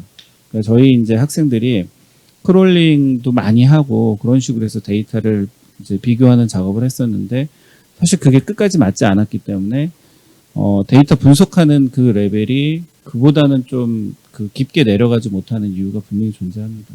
그래서 그런 부분에서 여전히 이제 아쉬움이 있고요. 물론 이런 데이터를 공개하고 그리고 이게 이제 뭐 실시간으로 공개되는 것도 있고 일별로 공개되는 것도 있기 때문에 정부 쪽에서도 어려움이 있을 거라고 생각하지만 제가 이제 같이 학생들이 하는 전반적인 그 모습을 보면서 느끼는 거는 결국 이제 거버넌스가 없는 거예요.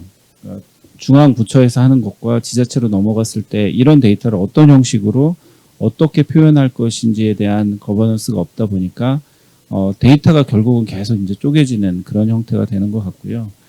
그리고 더 필요한 정보들을 저희가 공공데이터 포털에서도 데이터를 얻었고, 그리고 각 부처 그리고 필요한 것들은 정보공개 청구도 했었어요. 그래서 그런 과정을 통해서 데이터를 최대한 그 우리가 분석할 수 있는 데이터나 향후 활용할 수 있는 데이터에 대한 작업을 많이 해봤는데 여전히 이제 그 부분이 좀 부족하다라고 생각이 듭니다. 네, 답변 감사합니다. 네, 저도 문과 출신이라서 K1이라는 분을 잘 몰라서 저도 역시 문성한 상황이고요.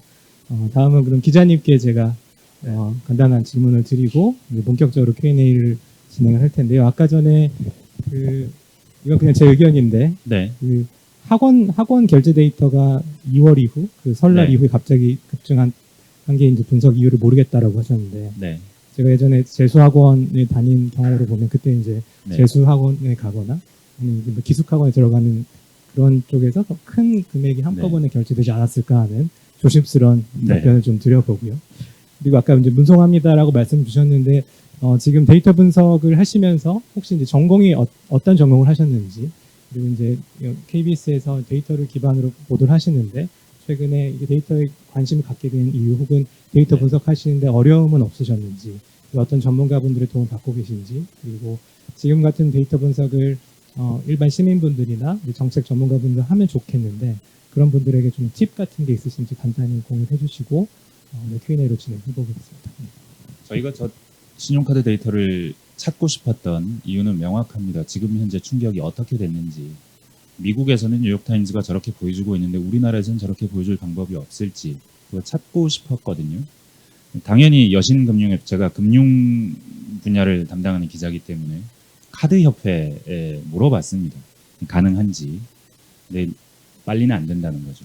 지금 당장 일어나는 일을 볼 수는 없고 당시 4월 말이었는데 2월 데이터를 한 며칠 안에는 드릴 수 있습니다. 2월은 코로나가 집중적으로 발생했던 아주 초기 단계밖에 포함하지 못하거든요. 그래서 어떻게 방법이 없을까 고민을 하던 차에 저희가 우리나라가 빅데이터가 많은 나라인데 이게 틀림없이 뭔가 있을 거라고 생각하고 저희 같이 취재하는 기자들이 있는데 같이 취재하는 기자들한테 데이터 전문 취급하는 회사들 한번 좀 쭉 한번 연락을 해보고 물어보자라고 하다가 그 이현준 기자라는 기자가 알고 있던 업체였습니다. 여기도 가능한지 한번 물어봤더니 가능할 수도 있을 것 같다고 해서 급히 그 데이터를 찾아서 접목했습니다. 어려움은 당연히 데이터입니다. 데이터만 있으면 보도는 얼마든지 할 수 있고, 그리고 실제로 저희가 이렇게 보도가 나가고 난 뒤에 이 업체를 찾아가는 자치단체 담당자들이 많았습니다. 그러니까 중앙정부보다는 제가 얘기를 듣기로는 자치단체들이 와서 우리 현황을 알고 싶다. 우리가 어떤 정책을 했는데 이 트리트먼트가 어떤 효과로 이어졌는지 확인해 보고 싶다. 이런 종류의 그 문의가 많이 와서 이 데이터가 좀 더 많은 사람들이 사용하는 데이터가 됐구나 하는 생각도 일부는 하게 되지만, 지금까지 제가 설명드린 부분들 쭉 들어보셨겠지만, 이게 그냥 단순한 시계열 분석입니다. 흐름입니다. 여기 무슨 변수를 통제해서 뭐 이런저런 변수들의 영향이 제외된 상태의 진정한 효과가 어땠는지, 독립 변수가 뭐 종속 변수에 어떤 영향을 미쳤는지 이걸 본 건 아니거든요.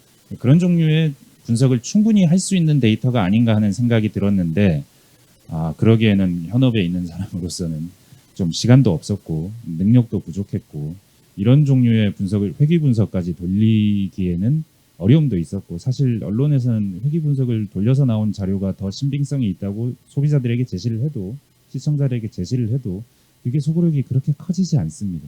그냥 단순한 그래프 한두 개를 보여주는 게 오히려 효과가 있었을 테고, 실제로 저희가 이 데이터를 분석하면서도 데이터를 처음 받아봤을 때 이런 결과가 나왔으면 좋겠다라는 이 분석하는 사람의 욕심이 있긴 했는데, 실제로 그렇게 나와줘서 굉장히 데이터를 보면서 놀랍기도 하고 짜릿하기도 하다는 생각을 했는데, 이런 데이터를 좀 구하기가 쉬워지면 좋겠죠. 실제로 이제 금융 빅데이터, 데이터 거래소에서 거래가 가능하고 익명화된 상태에서 안전한 거래가 가능은 한데, 문제는 돈과 시간 그리고 분석 능력의 차원에서 여전히 좀 그 데이터를 활용할 수 있는 가능성은 좀 제한되어 있는 게 아닌가 싶고요.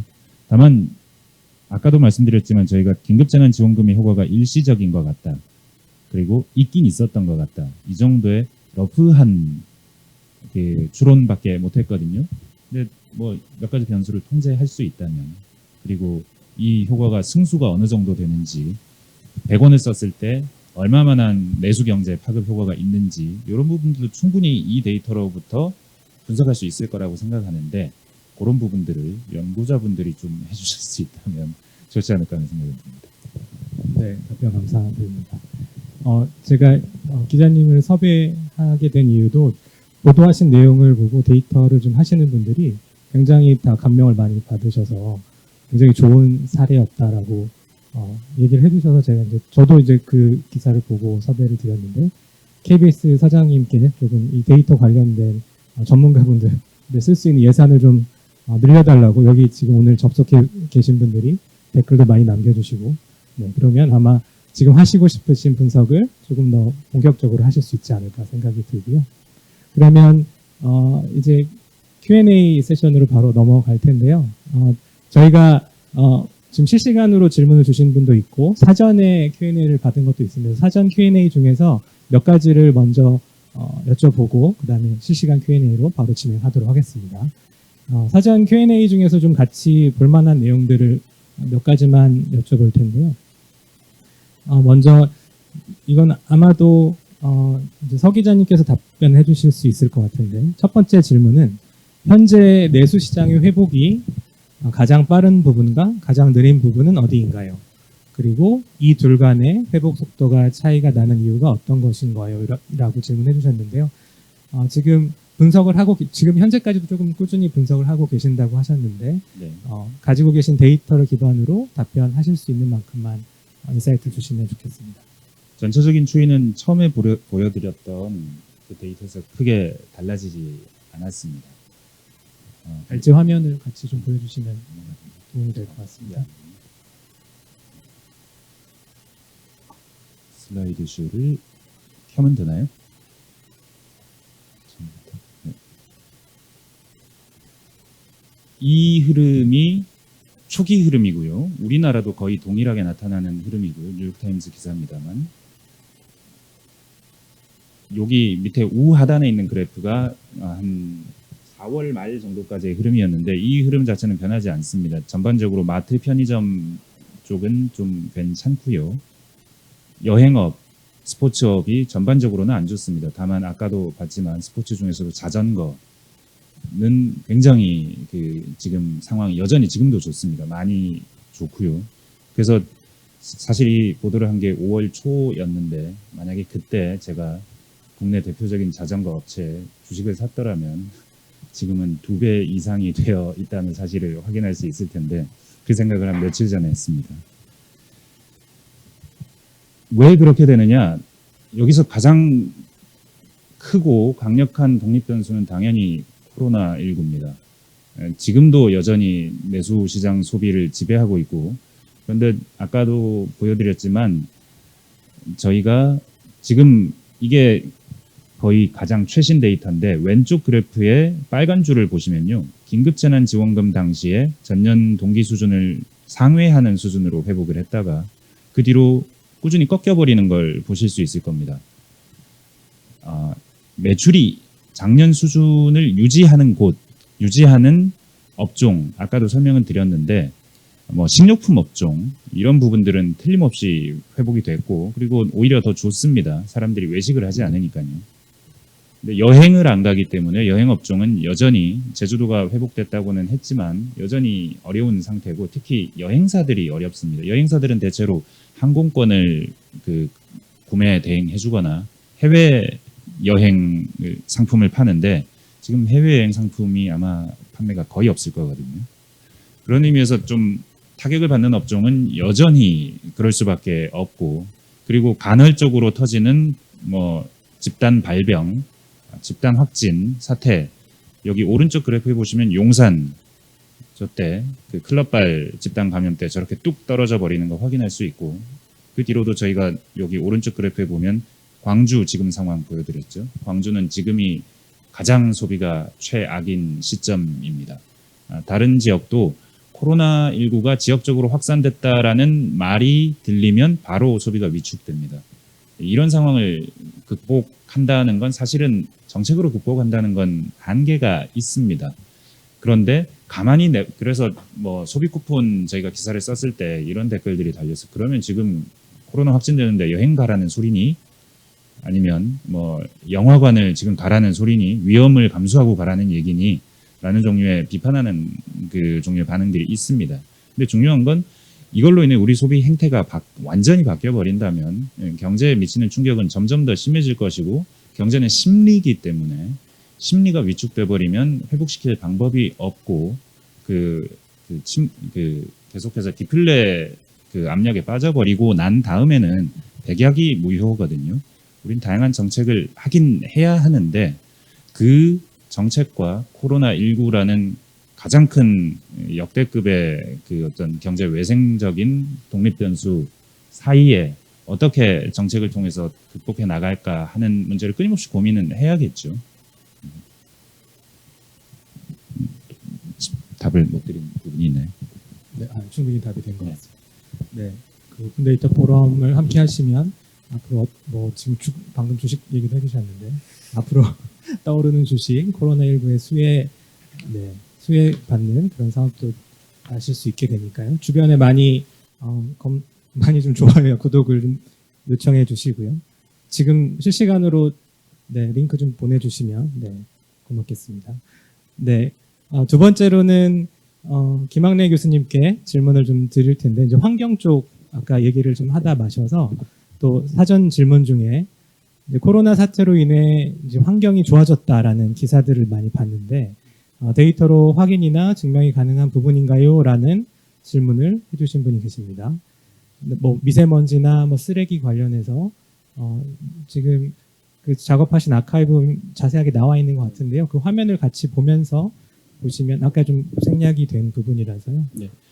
그 환경 쪽은 저희가 그 어느 쪽을 바라보느냐에 따라서 관점의 차이가 좀 생깁니다. 뭐 예를 들어 대기 오염 같은 경우에는 상식적으로 우리가 생각할 수 있는 부분이 일단 교통량이나 사람들이 유동인구가 확실히 줄어들었던 시점이 있기 때문에 상식적으로 이 부분은 좋아졌을 것이다 이렇게 생각할 수 있는데 이번에 저희가 프로젝트 하면서 봤던 거는 대기 오염은 환경을 이루는 한 가지 축일 거고요. 그 외에 다른 부분도 있어요. 그래서 아이템을 나중에 혹시 참고하실 수 있으면 GitHub에 있는 위키에 가시면 8.1 섹션에 코로나19가 환경에 준 영향에 저희가 한 5가지 정도 해놨는데요.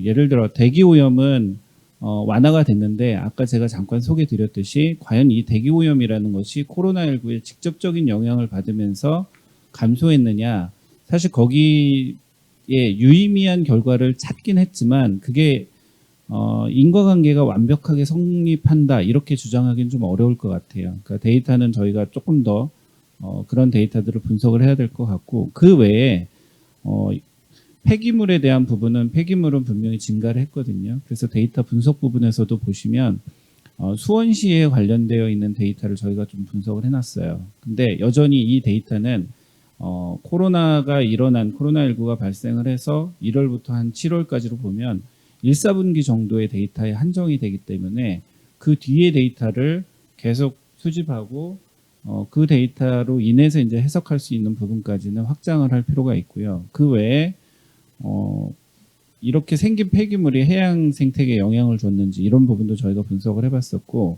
그리고 일회용품이 실제 증가했는지, 그래서 일회용품이 증가했다라는 얘기는 결국은 다시 이제 폐기물이 될 가능성이 있고, 그리고 의료 폐기물이 어떤 식으로 처리되고 있는지 이런 것까지 같이 함께 보면 사실은 대기 오염적인 측면에서 보면은 환경의 영향에는 긍정적인 영향을 어쨌든 뭐 간접적으로 줬다 이렇게 해석할 수 있는데, 그 외에 지금 말씀드렸던 폐기물이나 의료 폐기물, 일회용품까지 고려를 해보면 사실 환경적으로는 도전적인 아이템이 훨씬 더 많이 생기지 않았나. 그래서 대기 오염이나 교통에 대한 부분만 단편적으로 보기에는 이 코로나19가 준 다른 쪽에 그 환경적 요인도 많다라는 부분이 있고요. 그런 부분을 조금 더 구체적으로 살펴보는 것도 지금 우리가 지금 갖고 있는 숙제가 아닌가 생각을 합니다. 네, 답변 감사드립니다. 앞으로도 계속 이런 연구가 데이터를 기반으로 좀 지속돼야 된다라는 생각이 좀 들고, 일회성으로 끝나면 안 되겠다는 생각이 좀 드는데요. 네, 그럼 이제 본격적으로 실시간으로 Q&A를 주시는 분들 질문에 한번 답변을 청해 듣도록 하겠습니다. 지금 실시간으로 질문을 올리시는 분들 중에 추첨을 통해서 5분께 맞나요? 소정의 선물을 드린다고 하시는데요. 네. 그러면 제일 먼저 질문을 주신 분 나세연님께서 김학래 교수님께 질문을 드렸는데요. 제가 한번 읽어드리겠습니다. 데이터를 기록, 분석 결과를 다양한 분야에서 보여주고 계신데 혹시 분석하신 내용 중에 보건의료 분야도 있는지요? 라는 질문을 주셨고요. 코로나 감염자의 연령, 지역, 질환 유무, 가구 형태 등등과 관련한 기록으로 이런 상관관계 분석이 가능한지 궁금합니다. 그리고 미래 예측이 가능한 데이터 및 분석 자료가 제공이 되는지요? 네, 좀 질문이 폭넓게 들어온 것 같은데요. 네. 지금 질문 보신 거 하고요. 질문의 밑에 쪽으로 가면 지금 박하람 님이 이 프로젝트에 직접 참여했던 친구거든요. 그래서 일부 답을 준 게 있어요. 그리고 저도 이제 이걸 보면서 저희 이 프로젝트 멤버들한테는 질문에 직접 참여해서 답도 주고 그랬으면 좋겠다고 언급을 했고요. 저희가 지금 수집한 데이터는 분석을 일부까지는 했고요. 하지만 이게 이제 제가 이제 이거를 멘토를 하면서도 계속 얘기를 했던 건 일회성이 되지 않기를 바래요.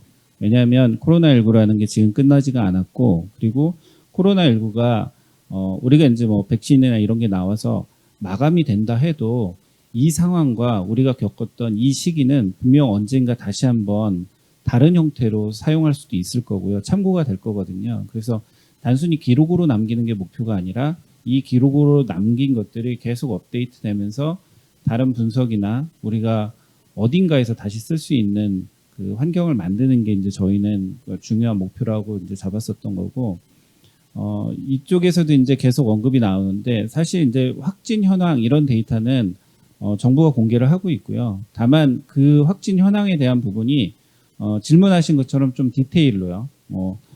지자체 단위로 여성, 남성에 대한 부분, 연령에 대한 부분, 동선에서 어느 부분을 갔는지 사실 이런 데이터들은 공개가 안 되고 있다라고 알고 있어요. 그리고 지자체별로 제공하는 수준도 조금씩은 다릅니다.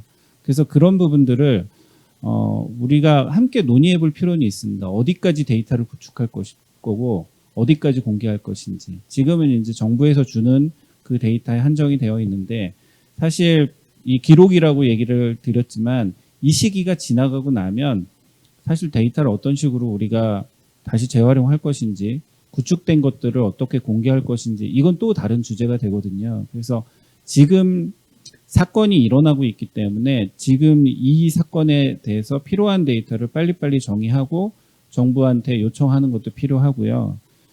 실제 해커톤을 할 때 지금 그 기자님께서 소개한 데이터의 일부가 있는데 재난지원금에 대한 데이터를 요청을 했었고요. 많은 그 참가자들이 요청을 했었고 행안부에서도 이 데이터를 공개하는 걸 검토를 했었어요. 그러니까 제가 알기로는 곧 어느 정도 이제 신용카드와 관련된 데이터가 공개할 수 있다라고 듣고 있기 때문에 그런 부분들을 여러분들이 관심이 있다면 미리 준비를 해놓으시고 데이터가 공개됐을 때 여러분들이 관심 있는 데이터가 연계하는 그런 작업도 같이 해보셨으면 하는 생각이 있고요.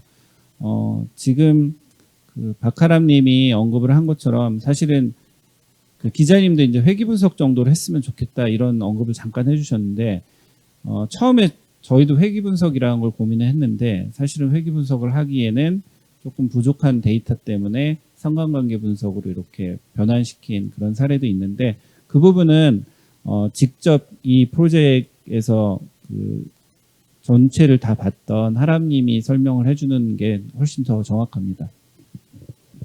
네네. 답변이 충분히 되셨을 것 같습니다. 재난지원금 관련된 데이터가 뭐 조만간 일부라도 공개된다고 하니까 앞으로도 조금 더 구체적인 분석이 가능하지 않을까 싶습니다. 그 재난지원금 관련해서요. 네네네. 이게 결국은 그것도 역시 신용카드 데이터거든요. 그래서 여신금융협회, 카드협회 혹은 아니면 개별 카드사, 신한카드 같은 경우에 빅데이터 분석을 잘하거든요. 그래서 그런 자료를 좀 얻을 수 없을까 문의를 했었는데 사실 이게 어떤 총합적인 분석이 필요하고 뭐 좀 더 심층적으로 이걸 분석할 필요는 있지만 이게 그 아무래도 재난지원금이라는 정부 정책에 의한 효과가 드러나는 것이어서 정부가 좀 조심스러웠나 봅니다. 개별적으로 언론에 릴리즈하지 말고 정부가 좀 분석하고 정부가 종합적으로 살펴보고 공개하겠다고 한 걸로 알고 있거든요. 그래도 좀 빨랐으면 좋지 않을까 하는 생각은 들었습니다. 네, 지금 정부 관계자분도 혹시 보고 계시면 네, 지금 기자님의 민원을 좀 해결해 주시면 감사하겠습니다. 네, 그러면 다음 질문으로 바로 넘어갈 텐데요. 김승면 님께서 이건 두 분께 다 질문을 하시는 것 같은데요. 지금 발표하시는 데이터를 정보기관에서도 사용하는지 궁금합니다. 혹은 그냥 민간에서 이제 데이터 분석하는 것으로 끝난 것은 아닌지라는 우려를 주셨고요. 그리고 질문을 많이 주셨네요. 데이터 분석 내용과 실제 현상과의 차이점을 알아보셨는지, 그리고 이 부분은 서 기자님께서 답변해 주시면 좋을 것 같은데, 업소에 따라 타격 정도가 차이가 있는데 이 부분도 반영한 것인지, 예를 들면 뭐 대형업자는 잘 되고, 주로 이제 자영업자 데이터를 분석을 하셨는데 소형 자영업자는 잘 안 됩니다. 이건 이제 본인이 경험하신 내용을 주신 것 같은데요. 앞부분에 대한 그 답변은 김학래 교수님께서 공공데이터 전략위원회 쪽에서 참여하고 계시니까 이 데이터 분석 관련해서 정부에서 또 어떻게 하고 있는지 혹시 알고 계시는 게 있는지. 데이터를 한번 만들어서 특정한 어떤 목적으로 사용하고 그냥 폐기하는 것보다는 서로 만든 데이터를 공유하고 그리고 재사용하고 그리고 각자의 목적을 다시 인리치 시키는 그런 과정을 거치다 보면 언젠가는 정부가 민간에서 만든 데이터도 재사용하는 시점이 되지 않을까, 그러니까 그런 바람이고요. 이번에 프로젝트를 통해서 만들었던 수집한 데이터도 꽤 많이 있고, 그리고 저희가 정제를 하거나 정부에서 직접 만들긴 했지만 PDF나 한글 파일로 만든 것들을 저희가 CSV 형태로 변환한 데이터도 제 GitHub에 상당히 있거든요. 그래서 다시 사용하면서 레퍼런스를 다뤄주고, 그리고 저희 쪽에서 또 업데이트할 수 있는 게 있다면 협업을 할 수 있는 그런 그림이 이 기회를 통해서 만들어졌으면 하는 바람입니다.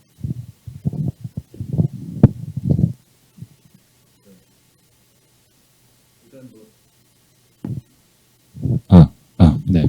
일단 뭐 아까도 말씀드렸는데 자치단체들이 저희가 보도한 이후에 저희가 보도한 종류의 그 소비 데이터, 이게 사실은 소상공인 자영업자의 매출 데이터지만 바로 소비 데이터라고 볼 수 있는 거기 때문에 그 소상공인 자영업자 측면에서의 소비 데이터를 보는 데는 꽤 유용했기 때문에 이런 종류의 정책을 계속 집행을 하고 그 효과를 확인하려고 하는 지방자치단체들이 관심이 매우 많았다는 내용을 확인했고, 중소벤처기업부에서도 이 데이터를 저희가 분석하던 시점에 받아간 걸로 알고 있고 관련 보도자료도 내긴 했는데, 다만 저는 아무래도 경제부 기자여서 그런지 모르겠지만 경제 정책을 소비 정책을 어떻게 마련하느냐 요 차원에서 끝단에서 관심이 있는데, 그분들이 이 정책을 이런 종류의 자료들을 잘 봐주시는가는 물론 저희가 확인할 수는 없는 부분입니다만, 아까 설명해드렸던 소비 쿠폰 취재하면서 보니까 어느 부문에서 그 타격이 많고 어느 부분의 타격이 긴급재난지원금이나 그 외 소비 지원 정책에도 불구하고 회복이 되지 않는지에 대해서 정부에서도 파악을 하려고 하고 있고, 또 한 결과로 이런저런 대책을 내놓고 있다는 인상을 받았기 때문에 그 정도로 설명드리면 말씀이 될 것 같고요. 대형업소와 소형업소의 차이, 물론 당연히 있을 겁니다.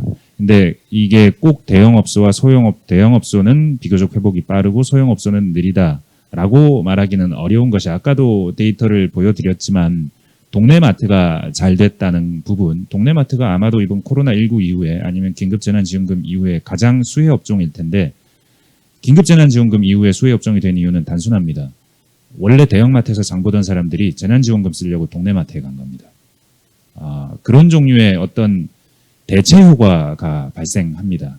지원금이라는 부분은요. 그리고 그 긴급재난지원금을 받았을 때 꽁돈 같지 않습니까? 평소에 안 먹던 한우를 사 먹습니다.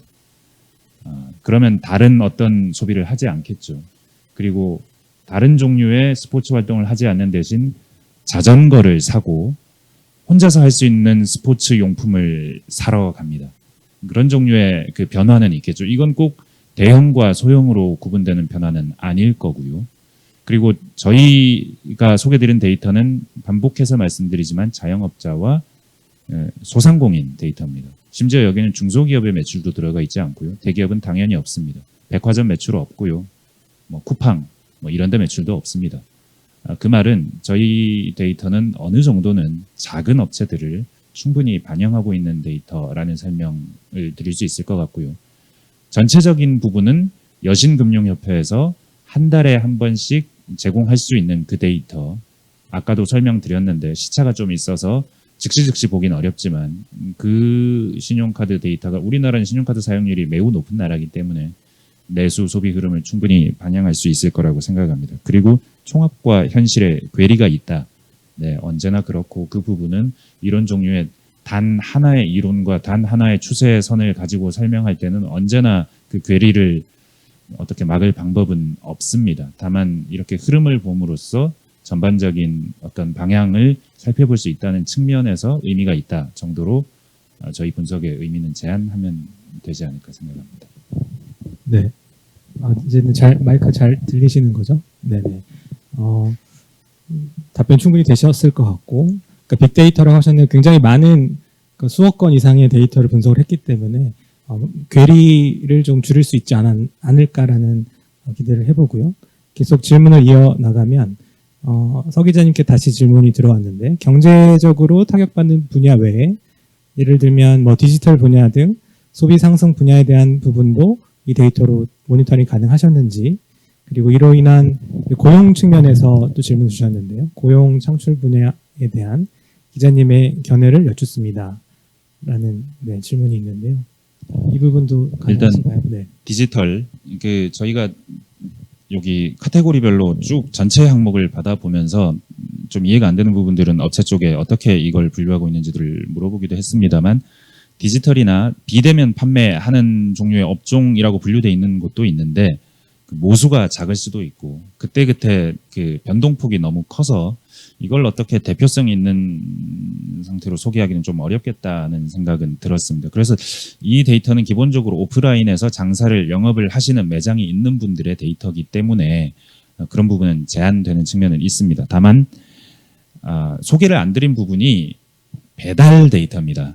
배달 데이터가 있습니다. 여기에 그 매출 전표 보면 이게 배달인지 아닌지 체크를 해서 그래서 체크가 돼 있기 때문에 이 발생한 매출 가운데 어느 정도가 배달이고 배달 수요는 어떻게 흐름이 있고 이런 데이터도 저희가 처음에 그래프로 받아봤었는데 배달이 엄청 늘었습니다. 특히 초기 그 코로나가 확산되던 시점에는 배달 데이터가 급격히 늘었습니다. 매장 매출 오프라인에 비해서요. 그 말은 만약에 배달 수요에 대응할 수 있는 종류의 매출 구조를 가지고 있다면 음식점들도 지금은 뭐 거의 배달을 다 합니다. 그렇게 해서 배달 수요에 대응할 수 있다면 좀 더 그 소상공인 자영업자들이 영업하는 데 도움이 될 수도 있을 거고 소비자도 그런 차원에서 뚜렷하게 배달을 선호하는 경향이 나타났고 코로나19가 점점 좀 확산 속도가 더뎌지고 확진자 수가 줄어들음에 따라서 배달 수요는 좀 줄어든 것은 분명합니다. 다만 전년 대비로는 여전히 배달 수요는 급증하고 있는 상태였으니까 그런 걸 디지털 부문이었다고 말씀은 드릴 수 있을 것 같고요. 또 다른 질문 하나는 뭐였죠? 네, 거기까지 네. 질문했습니다. 네. 알겠습니다. 네.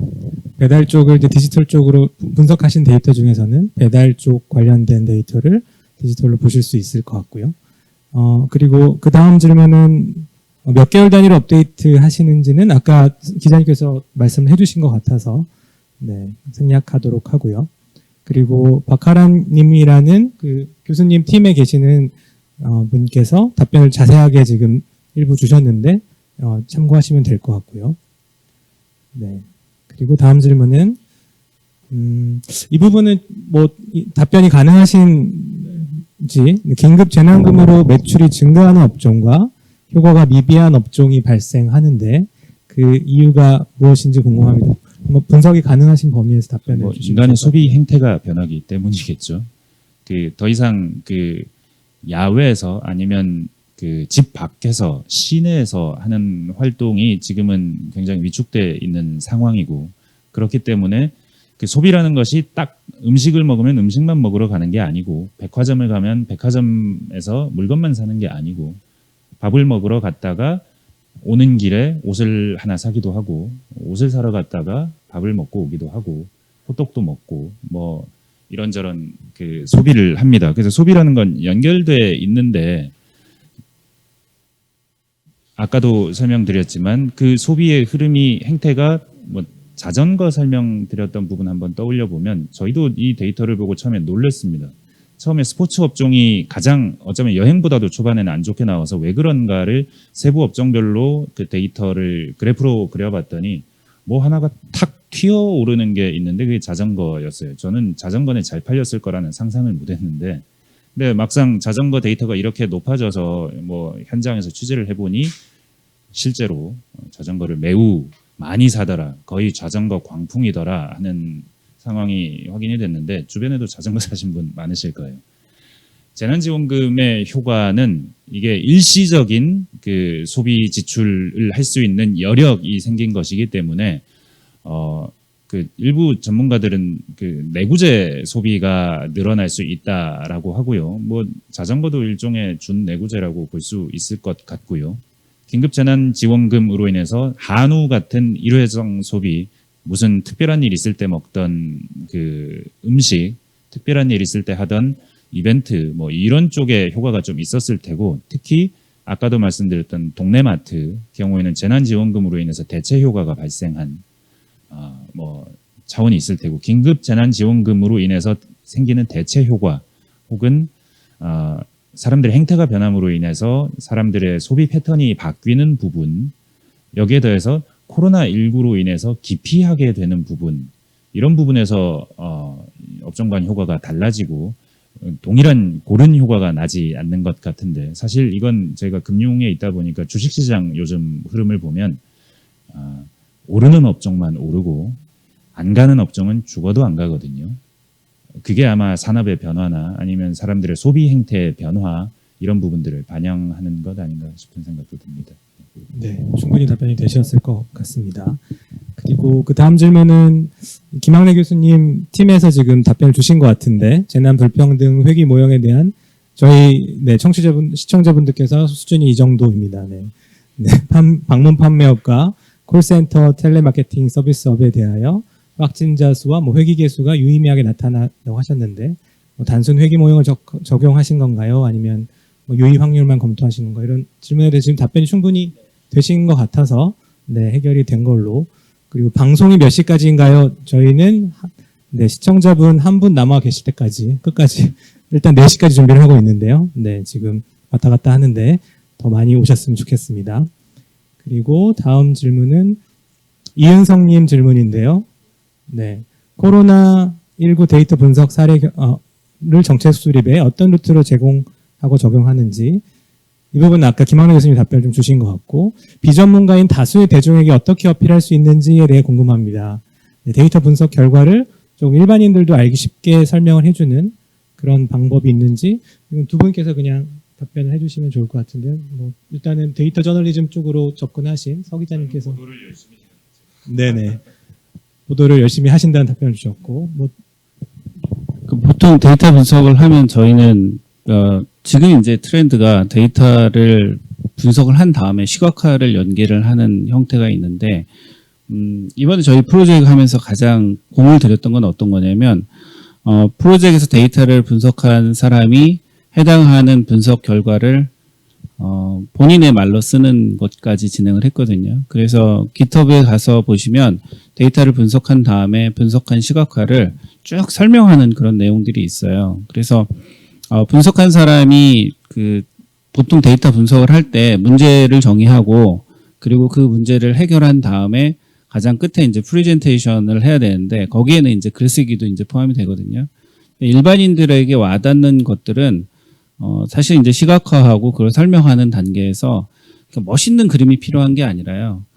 가장 직관적인 그냥 단순한 차트라도 정확하게 의문점에 대해서 설명하는 형태의 시각화들이 많이 지금 필요하지 않을까.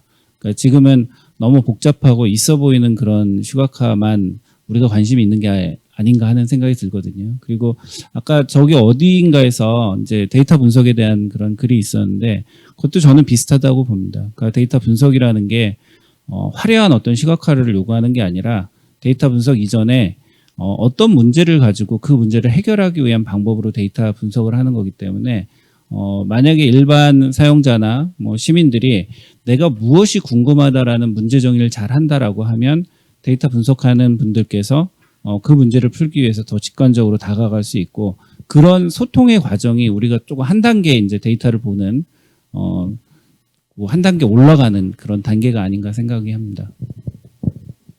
아까 서 기자님 보도 자료에 보면 자전거가 급격하게 상승하는 그 데이터 시각화가 아마 지금 말씀해 주신 대로 그냥 직관적으로, 너무 화려한 데이터보다는 그렇게 직관적으로 인사이트를 얻을 수 있는 데이터 분석이 일반인들한테 더 지금 필요하지 않나 답변 주신 것 같고요. 저도 자전거를 미리 주식을 사놓을 걸 하는 생각이 드는데요. 다음 질문으로 바로 넘어가겠습니다. 일반인들 실제로 활용하고 있는 사례는 아까 좀 설명을 해주신 것 같아서, 김광희님께서 계속 질문을 많이 주셨는데요. 이 중에서 대전과 광주 지역에 대해 지역적 특성을 고려한 분석을 진행 중이거나 진행할 계획이 있으실까요? 라고 질문 주셨는데, 혹시 지역 방문에서 기자님도 그런 계획이 있으신지? 확진자하고요. 그리고 업종별 동향에 대해서는 저희가 전체 지자체에 대해서 서울부터 이제 사실 제주까지 거의 다 분석을 했었는데 아까 이제 제가 잠깐 말씀드린 것처럼 사실 지자체에 대해서 업종별로 그 어떤 통계 자료를 얻는다거나 아니면 그 특정 지자체에 대해서 코로나19와 관련된 명확한 수치 데이터나 이런 것들이 사실 얻기가 되게 어렵습니다. 그래서 만약에 이건 하나의 이제 제안을 하는 건데 특정 지역에 그 포커스를 두고 분석을 하고 싶다 그러면 커뮤니티가 됐든 아니면 어떤 공간을 통해서 데이터를 같이 구축한 다음에 그걸 재사용하는 것도 고려를 해볼 만합니다. 그러니까 지금은 만약에 이렇게 질문을 주신 분도 저 부분이 궁금하다. 여기까지는 서로 같은 관심사거든요. 근데 그 이후에 좀 데이터를 수집하거나 만들고 이런 단계로 가면 조금 타임 컨수밍 하거든요. 그래서 공동의 저런 게 이제 하나의 프로젝트가 될 수 있다라고 보거든요. 그래서 데이터를 함께 만들고 같이 사용해 보는 것도 이런 문제를 해결하는 하나의 접근이 될 것 같고요. 지금 저희가 지금 한 그 과정 중에서는 광주 지역 데이터를 얻는 건 쉽지 않았던 것 같아요. 큰 틀에서 비슷한 말씀을 드릴 수 있을 것 같고요. 저희도 당장 광주 혹은 특정 지자체를 더 살펴봐야 될 필요성 자체는 있을 텐데 다만 저희가 가지고 있는 데이터로 특정 지역을 분석해 보거나 아니면 업종별 분석을 해보면 거의 패턴은 유사합니다. 어떤 업종이 매출이 늘어나고 어떤 업종은 줄어들고 그리고 그 추세가 그 이벤트가 있었던 이후로부터 어떤 흐름으로 회복되거나 더 악화되는지 유사했고요. 특히 서울 봤을 때 보면 도심 지역은 중구, 광화문, 종로구 지역 여전히 회복이 가장 더디고 어떤 이벤트가 발생하면 용산 같은 경우 급격히 내려가서 비슷한 추세가 되고 뭐 대구와 대전이나 아니면 뭐 광주 역시 마찬가지일 걸로 생각은 드는데 아직 뭐 구체적으로 잡혀 있는 계획 같은 건 없습니다. 네, 답변 감사드립니다. 다음 질문은 이건 이제 미래 예측에 대한 질문이 두 분이 해주셨는데요. 지금까지 분석 이제 과거 이벤트나 현재 이벤트를 가지고 분석을 하셨는데 앞으로 뭐 예를 들면 자전거 같이 갑자기 떠오르는 그런 산업이 있을지 앞으로 뭐 3년이나 뭐 길게는 1년 정도 이후의 미래에 대해서 혹시 인사이트를 가지고 계신 게 있는지 분석 결과를 바탕으로 공유해 주실 사안이 있으실까요? 너무 좀 어려운 질문을 드린 것 같긴 한데 이번 프로젝트 안에서 저희는 예측에 대한 부분은 포함이 안 됐어요. 그러니까 현황에 대한 데이터 그리고 지금까지 있었던 데이터를 가능하면 정확하게 구축하는 거를 목표로 했기 때문에 미래 예측에 대한 부분은 포함되어 있지는 않았는데 지금 공개한 데이터들을 잘 활용한다면 저런 부분도 커버할 수 있지 않을까. 그리고 저희 해커톤 하는 동안 다른 팀들이 예측에 대한 부분을 다룬 곳이 있거든요. 그래서 주소를 제가 말씀드릴 수는 없는데 civichack 주소가 뭐였더라? 온라인에서요, 그 정부 혁신 해커톤이라고 이렇게 찾아보시면 해당하는 웹사이트에 프로젝트 결과가 지금 다 리스트업이 돼 있거든요. 그래서 그쪽 그 데이터를 한번 보시면 예측한 부분이 좀 포함이 되어 있습니다. 그래서 그쪽 참고를 해보셨으면 하는 생각이에요. 사실 이 작은 분석으로부터 그런 얘기를 하기는 쉽지 않습니다. 그냥 직관적인 얘기를 할 수밖에 없는데 당연히 디지털 변화가 더 촉진될 것이고 기후 변화에 대한 대응 역시 좀 더 적극적이게 될 겁니다. 일종의 이걸 블랙스완이라고 부르는 것 같은데 이런 종류의 이벤트가 발생하지 않을 걸로 생각을 했는데 실제로 발생하였고 그렇다면 우리 인간의 뭐 사회 경제 활동에 가장 큰 영향을 줄 또 다른 종류의 블랙스완은 무엇이 있을까 하면 기후 변화일 수밖에 없고 지금 비 많이 오죠. 뭐 중국은 산샤댐이 뭐 어떻게 될지도 모른다는 얘기가 자꾸 돌고 점점 더 여름과 겨울에 일어나는 기상 현상들이 심각해지고 있습니다. 이런 종류의 위험에 대응하려는 우리 인간의 노력도 결국은 그게 산업 구조로 이어질 텐데 소비 정책이 저는 좀 궁금한 부분이 있다면 저희가 분석한 부분이 아무래도 내수, 소비, 소상공인, 자영업자 부분의 소비 흐름인데 이 흐름들이 분명히 어딘가가 현상적으로 더 나빠지고 덜 나빠지는 그리고 그에 따라서 그 현상이 지속적으로 이어지기도 하고 금방 다시 V자 회복을 하기도 하고 하는데 이런 현상적인 차이가 분명히 데이터로 보이기 때문에 정부는 소비 촉진을 시키고 뭐 내수를 활성화해야 할 의무가 있는 어떤 공적인 책무가 있다면 그에 맞춰서 1년 뒤, 2년 뒤에는 이 트렌드를 바꿀 수 있다면 바꿔나가게 노력을 할 텐데 그 정책들을 좀 더 정교하게 짤 수 있는지 그렇게 해서 그 정책들이 실제 효과가 나는지 긴급재난지원금 같은 매우 이례적인 정책이 향후에는 어떻게 변화할 것인지 혹은 실제로 재난소득, 기본소득 이런 종류의 논의가 더 활발해질 것인지 어떤 종류의 새로운 소비정책 혹은 내수 활성화 정책이 나오고 그것이 효과가 어떻게 될 것인지 이런 부분은 뭐 개인적으로는 궁금합니다. 아마도 가시적으로 살펴볼 수 있는 게 1, 2년 지나면 나오지 않을까 싶습니다. 네. 기후변화 분야가 유망하다라고 요약하면 될 것 같고 투자는 여러분들의 선택에 의해서 하시면 될 것 같고요. 질문 전시 산업 계속 이어가면요. 전시 산업 분야도 완전 사각지대라는 의견을 주셨고요. 네. 전시 쪽도 아마 어려울 것 같은데 혹시 전시 쪽은 따로 분석이 있으셨나요? 문화산업 전체가 전반적으로 아주 안 좋았고 네. 특히 무언가를 관람하는 종류의 산업이 안 좋았는데 사람들이 다니질 않으니까요. 그래서 소비 쿠폰 아마도 문화산업 쪽에서는 소비 쿠폰이 상당한 역할을 할 수는 있을 겁니다. 제 생각에는 뭐 일단 할인을 해주기도 하는 데다가 뭐 영화나 공연 같은 측면에서도 그런데 문제는 코로나19 상황이 진전되지 않으면 정부가 힘주어서 이런 정책을 할 수는 없고 그리고 상황을 만약에 이런 소비 촉진 정책으로 인해서 상황이 악화된다면 그런 다음에는 더 정부의 그 어떤 정책 의지는 위축될 수밖에 없기 때문에 상황 관리가 따로 갈 수가 없습니다. 그 말은 상황을 어떻게 관리해낼 수 있느냐 좀 더 정확하게 실시간으로 파악해서 관리할 수 있는 그 능력, 그 매니지하는 능력 그 자체도 상당히 중요해진다. 데이터를 바탕으로 그렇게 할 수 있게 돼야 된다. 이런 게 또 하나의 과제가 될 수는 있을 것 같습니다. 네. 감사합니다. 지금 질문들이 굉장히 많아서 일단은 할 수 있는 만큼 하고요. 지금 시간이 한 15분 정도 남아 있는데요. 네, 최대한 답변 드릴 수 있는 만큼 제가 진행을 하고 종료하도록 하겠습니다. 워드 클라우드 관련된 부분은 댓글로 답변을 주신 것 같고요. 네, 빅데이터를 기반으로 신박하게 소득을 창출할 수 있는 방법 저도 궁금한데 아마 오늘 답변을 듣기는 어려울 것 같고요. 네, 다음에 한번 준비해 보도록 하겠습니다. 쭉 내려와서 이주인님께서 의료 데이터 관련 공개 자료가 너무 제한적인데 개발에 이용될 수 있는 공개 자료가 너무 부족한 현실입니다.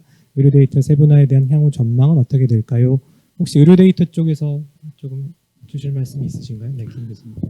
제 경험상 의료 데이터가 워낙에 민감하다라고 이제 일반적으로 알고 있고 그래서 최근에 나오는 사실 확진 관련된 데이터도 많이 부족하고요. 그리고 의료와 관련해서는 결국은 개인정보에 대한 부분이 가장 민감하기 때문에 우리가 기대하는 것만큼 한 번에 많이 열릴 것 같지는 않아요.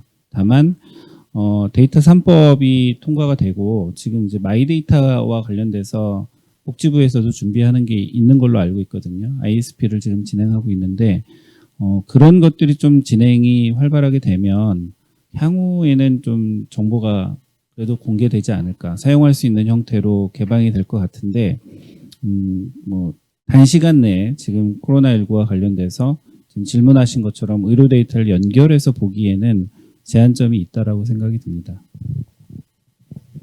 네, 그러면 또 다음 질문으로 김민성님께서 혹시 정부나 기존의 KT나 신한카드 갖고 있는 유동인구 파악할 수 있는 데이터와 확진자 동선 데이터를 합쳐서 코비드-19 관련의 문제를 해결하려는 움직임이 있나요? 혹시 알고 계신 사항 있으신가요? 아마 지금 KT 데이터를 가지고 제가 알기로는 해수욕장 혼잡도를 아마 그 측정을 해서 실시간으로 공개하고 있는 것으로 알고 있습니다. 그래서 그 정도 저는 드릴 수 있을 것 같은데요. 뭐 카드 데이터나 혹시 알고 계신 분 있으신가요? 해수욕장 혼잡도는 공공데이터 포털을 통해서 지금 개방이 되고 있고요.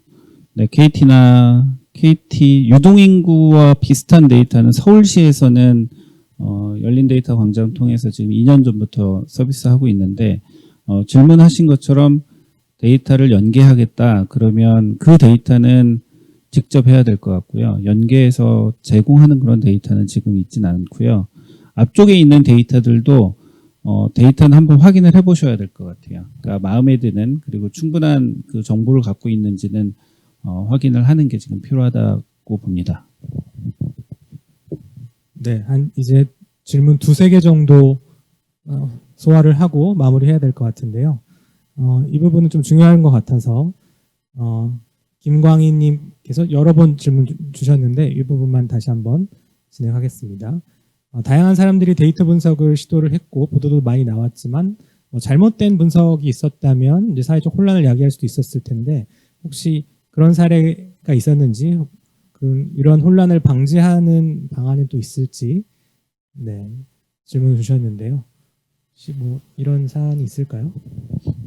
특정한 어떤 사례를 저는 발견하지 못했고요. 그러니까 발견하지 못했다라는 것은 제가 그걸 못 봤다는 거고 아마 질문하신 것처럼 데이터 분석에서 오류가 있거나 잘못 이제 전 오류가 있다라는 것은 로데이터를 이제 활용하는 단계에서의 어떤 문제라고 보고 그거를 로데이터를 가지고 분석을 한 다음에 잘못 해석한 경우도 있겠죠. 그 두 가지가 같이 다 이 문제에 포함이 된다라고 보는데 뭐 적절한 방법은 사실은 데이터 분석한 것이 일반적으로 어느 언론을 통해서 나오거나 보도자료가 나온다거나 이런 케이스에 대해서는 결국은 검증하고 그 검증한 거에 대해서 다시 이제 보완하는 그 방법밖에 없다고 봐요.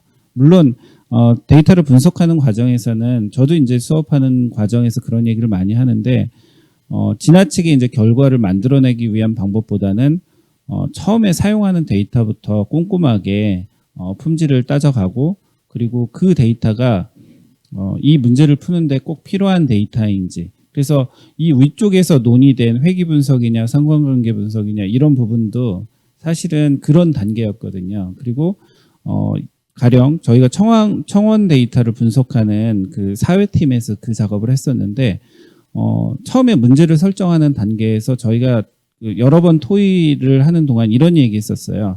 과연 청원에 나오는 그런 그 데이터가 코로나19와 관련되어 있거나 혹은 사회적인 어떤 약자들이 청원을 통해서 문제를 직접 해결하는 거냐 청원이라는 그 사이트가 그런 목적으로 잘 지금 운영이 되고 있느냐 근데 실은 저희가 데이터 쭉 보면 그 데이터 안에서 이 청원 사이트에 올라오는 데이터는 물론 그런 데이터도 포함을 하고 있지만 또 정치적으로 혹은 여러 이제 잡다한 그런 주제들도 청원 사이트에 많이 올라오거든요. 그러니까 그런 데이터를 만약에 코로나19와 관련된 어떤 특정 주제를 위해서 분석을 해봤다. 그러면 사실은 그 데이터가 대표성을 좀 가지기는 어려워요. 그래서 저희도 데이터를 분석하는 과정에서 이 데이터가 확보한 데이터가 우리가 설정한 문제에 맞는지 이런 과정에 대해서는 데이터를 분석하기 전에 그리고 데이터를 분석하는 과정에서도 많이 서로 이제 검증하고 토론하는 그런 과정을 거쳤고요. 그리고 만약에 이제 질문하신 의도처럼 끝에 나온 결과가 만약 문제가 있다라고 하면 그거는 저희가 검증하고 공론화 시키는 게 맞다라고 봅니다.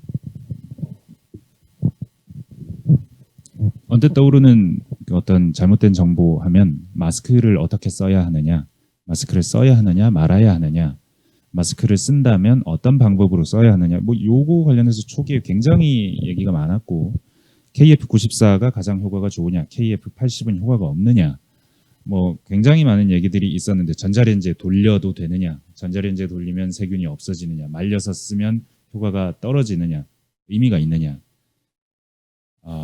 이게 일부는 가짜 뉴스였을 수도 있고 부정확한 뉴스였을 수도 있고 특히 이번 코로나19 이후로 이런 종류의 이른바 가짜 뉴스라고 표현되는 뉴스들에 대한 어떤 우려가 매우 높아진 게 사실인데 언론의 자유가 보장된 나라에서 사람들이 말을 못하게 막을 수는 없습니다. 다만 신뢰할 수 있는 종류의 정보가 더 많아져야 하고 그 어떤 정보를 신뢰할 수 있는지에 대한 정보의 가치에 대한 평가 역시도 충분해져야 하는데 그런 면에서 신뢰할 수 있는 미디어, 저희는 KBS가 그런 미디어 중에 하나라고 생각합니다만 그런 미디어에 대한 어떤 지지 아니면 그런 미디어의 노력이 더 중요할 것이라고 생각하고요. 그 무엇보다도 이런 정보가 범람하는 시대이고 양극화된 정보 수용 행태가 나타나는 시대이기 때문에 어떤 면에서는 불가피하고 이 큰 흐름을 우리가 어떤 개입을 통해서 해결할 수 있느냐 여기에도 상당히 물음표가 달리는 것도 사실이고요. 다만 미디어는 신뢰할 수 있는 정보를 생산하기 위해 노력해야 되고 그러한 미디어들의 노력이 존중받아야 될 거고요. 정부는 이럴 때일수록 더 투명하게 정보를 공개해야 할 거고 그 정부의 정책 또한 투명하게 설명하고 투명하게 집행하고 그리고 그 결과를 계속해서 공개하는 결국 더 많은 그 정보를 제공하는 것밖에 방법이 없다고 생각을 하고요. 그리고 아직은 총합적인 판단을 하긴 이릅니다만 우리나라는 그러한 역할을 코로나19 국면에서 가장 잘한 나라 중에 하나가 아니었나 하는 생각도 들긴 합니다. 네, 미디어의 과제와 정부의 과제까지 잘 짚어주셨고요. 마지막으로 한 2개 정도만 질문을 소화하고 마무리할 텐데요. 좀 구체적인 소상공인 데이터 중에 수출 데이터, 해외 전시 참가 데이터, 혹은 기념품 홍보물 현수막 데이터까지 좀 분석이 되셨는지 질문을 주셨는데 혹시 이렇게 구체적으로 보신 게 있으실까요? 죄송합니다. 네, 그거는 다음 과제로 죄송합니다. 네, 아마 분석을 해주실 것 같고요. 마지막으로 김민석 학생님, 대전에 사는 고3 학생입니다. 네, 반드시 좀 답변을 잘 해주시면 좋을 것 같고요. 고3 학생이 저희 오픈데이터 포럼에 참여를 하고 계신데요. 이번에 코비드-19 확진자 40에서 120번까지 환자 동선을 아마 전국적으로 공개했을 때 말씀해 주시는 것 같은데요. 특징들이 이번에 말씀하신 소비 데이터 분석 결과들과 어느 정도 비슷하다고 생각되는데 이런 매출 관련 데이터와 앞으로 확산세가 어떻게 이루어질 것이라고 연관지어 예측하실 생각이 있으신가요? 동선 공개와 소비 데이터 분석까지 좀 고민을 하셨는지 그리고 앞으로 예측은 어떠신지 그런 부분에 대해서 아마도 동선이 공개되면 제가 생각하기로는 그 확진자가 방문했던 그런 매장에는 아마도 그 매출이 줄어들지 않았을까 확실하게. 그래서 어제 보도를 보니까 그런 확진자 방문으로 인한 피해를 정부가 보상하는 안도 지금 마련하고 있다라고 들었는데요. 그런 동선 공개와 매출 데이터 간에 어떤 분석하신 결과 있으신지. 네. 개별 업체 단위로는 할 수 없고요. 저 데이터로는. 저 데이터가 물론 그 개별 업체들의 그 동의에 의해서 수집되고 분석된 데이터지만 결국 데이터를 분석할 때는 익명화해야 하고 그리고 개인정보 침해가 없는 수준 안에서 저희가 해야 하기 때문에 개별 업체가 어떻게 되었다 말씀은 못 드리지만 근데 지금 아마도 처음부터 저희 토론과 세미나 들으셨다면 이해하시겠지만 어떤 지역에 코로나가 발생하면 반드시 그 효과는 소비 침체로 이어지고 지금은 제일 최신 데이터는 광주가 매우 소비 상황이 위축이 되었다라는 것 보여드렸고요. 그 외에도 이태원 그 클럽발 집단 감염이 있을 때 이태원의 소비가 그야말로 급감했다는 것도 데이터로 보여드렸고 그 결과 용산구가 그 종로 중구와 마찬가지로 서울시에서도 가장 소비 위축이 심한 3개의 구로 계속해서 포함되어 있는 상황도 확인을 드렸을 겁니다. 예, 그 정도 약간 총합적인 차원의 데이터밖에는. 그 데이터를 볼 때 누적된 데이터로 볼 것인지와 아니면 이벤트가 딱 임팩트를 줬을 때의 데이터를 볼 건지를 우리가 나눠서 볼 필요는 있어요. 저희가 이제 데이터를 보면서 어떤 패턴을 봤냐면 그 등교에 대한 등교를 연기할 거냐 아니면 바로 할 거냐 이런 데이터를 보면요. 초반에 3월 달에는 전체적으로 우리가 이제 코로나19에 대해서 자각을 하고 있었기 때문에 연기해야 되는 여론이 많이 있었어요. 그래서 전반적으로 전부 다 연기하겠다 이런 것들이 전국에서 일어났는데 시간이 좀 지나면서 우리가 6월 달 지나면서는요. 사실 추적하기 어려워져요, 저게. 그리고 우리도 조금 이렇게 감각적으로 무뎌졌을 거예요. 그래서 보면은 한 20명 정도 그 확진자가 발생을 해도요. 학교를 그 휴교하거나 연기하거나 그런 데가 거의 나타나지 않아요. 그러니까 6월 이후 7월 달에는 확진자가 나타나도 그 확진자의 동선에 있는 과연 몇 개의 업체 정도는 영향을 받았겠지만 그 뭐 전체적으로 구 혹은 뭐 도 정도로 그 임팩트가 한 번에 가느냐 그러지는 않았던 것 같거든요. 근데 저희도 데이터를 보면서 지금 초반에 대구 지역 3월, 4월을 겪었던 그 패턴과 전부 다 누적시키면 좀 전에 말씀하신 것처럼 이태원 아니면 뭐 광주 이런 데는 금방금방 보일 것 같은데 그러지 않고 산발적으로 지금 일어나는 상황에서 과연 동선을 공개했다라고 해서 그 동선에 있었던 업체들이 초반에 우리가 3, 4월에 이렇게 확 긴장했을 때처럼 그 지역이 같은 그 침체를 겪을 것이냐. 사실 이런 것들이 데이터를 가지고 우리가 좀 심도 있게 봐야 되는 주제인데 저도 해보지는 못했고요. 교육 부분에 있어서는 간접적으로 그렇게 크게 영향을 미치지 않는다라는 것을 저희가 이제 좀 찾아봤고 그 내용은 이제 저희 지금 깃허브에 공개는 돼 있습니다. 근데 이런 것들이 저는 상당히 좋은 질문이라고 생각을 하고 이런 부분들이 데이터로 좀 검증을 더 구체적으로 해봤으면 하는 그런 생각을 해보게 됩니다. 네, 마지막 질문까지 지금 다 소화를 했고요. 이제 시간이 다 돼서 아쉽지만 여기서 저희 행사를 마무리해야 될 것 같습니다. 오늘 수고해주신 두 발제자분께 감사 말씀드리면서 운영진께 마이크를 넘겨드리도록 하겠습니다. 끝까지 경청해 주셔서 감사 말씀드립니다. 네.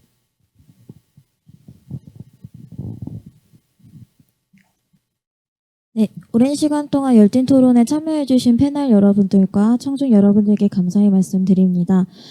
금일 포럼 세미나 소식이 궁금하신 분들은 오픈데이터 포럼 홈페이지를 통해서 보실 수 있습니다. 앞으로도 많은 행사가 있으므로 많은 관심 부탁드리겠습니다. 아울러 오늘 이벤트에 당첨되신 분들은 행사 종료 후 7월 31일 날 유튜브 더보기 홈페이지 페이스북을 통해서 확인하실 수 있으므로 확인 꼭 부탁드리겠습니다. 이상으로 오픈데이터 포럼 열린 세미나를 마칩니다. 참석해주신 여러분들께 진심으로 감사드립니다.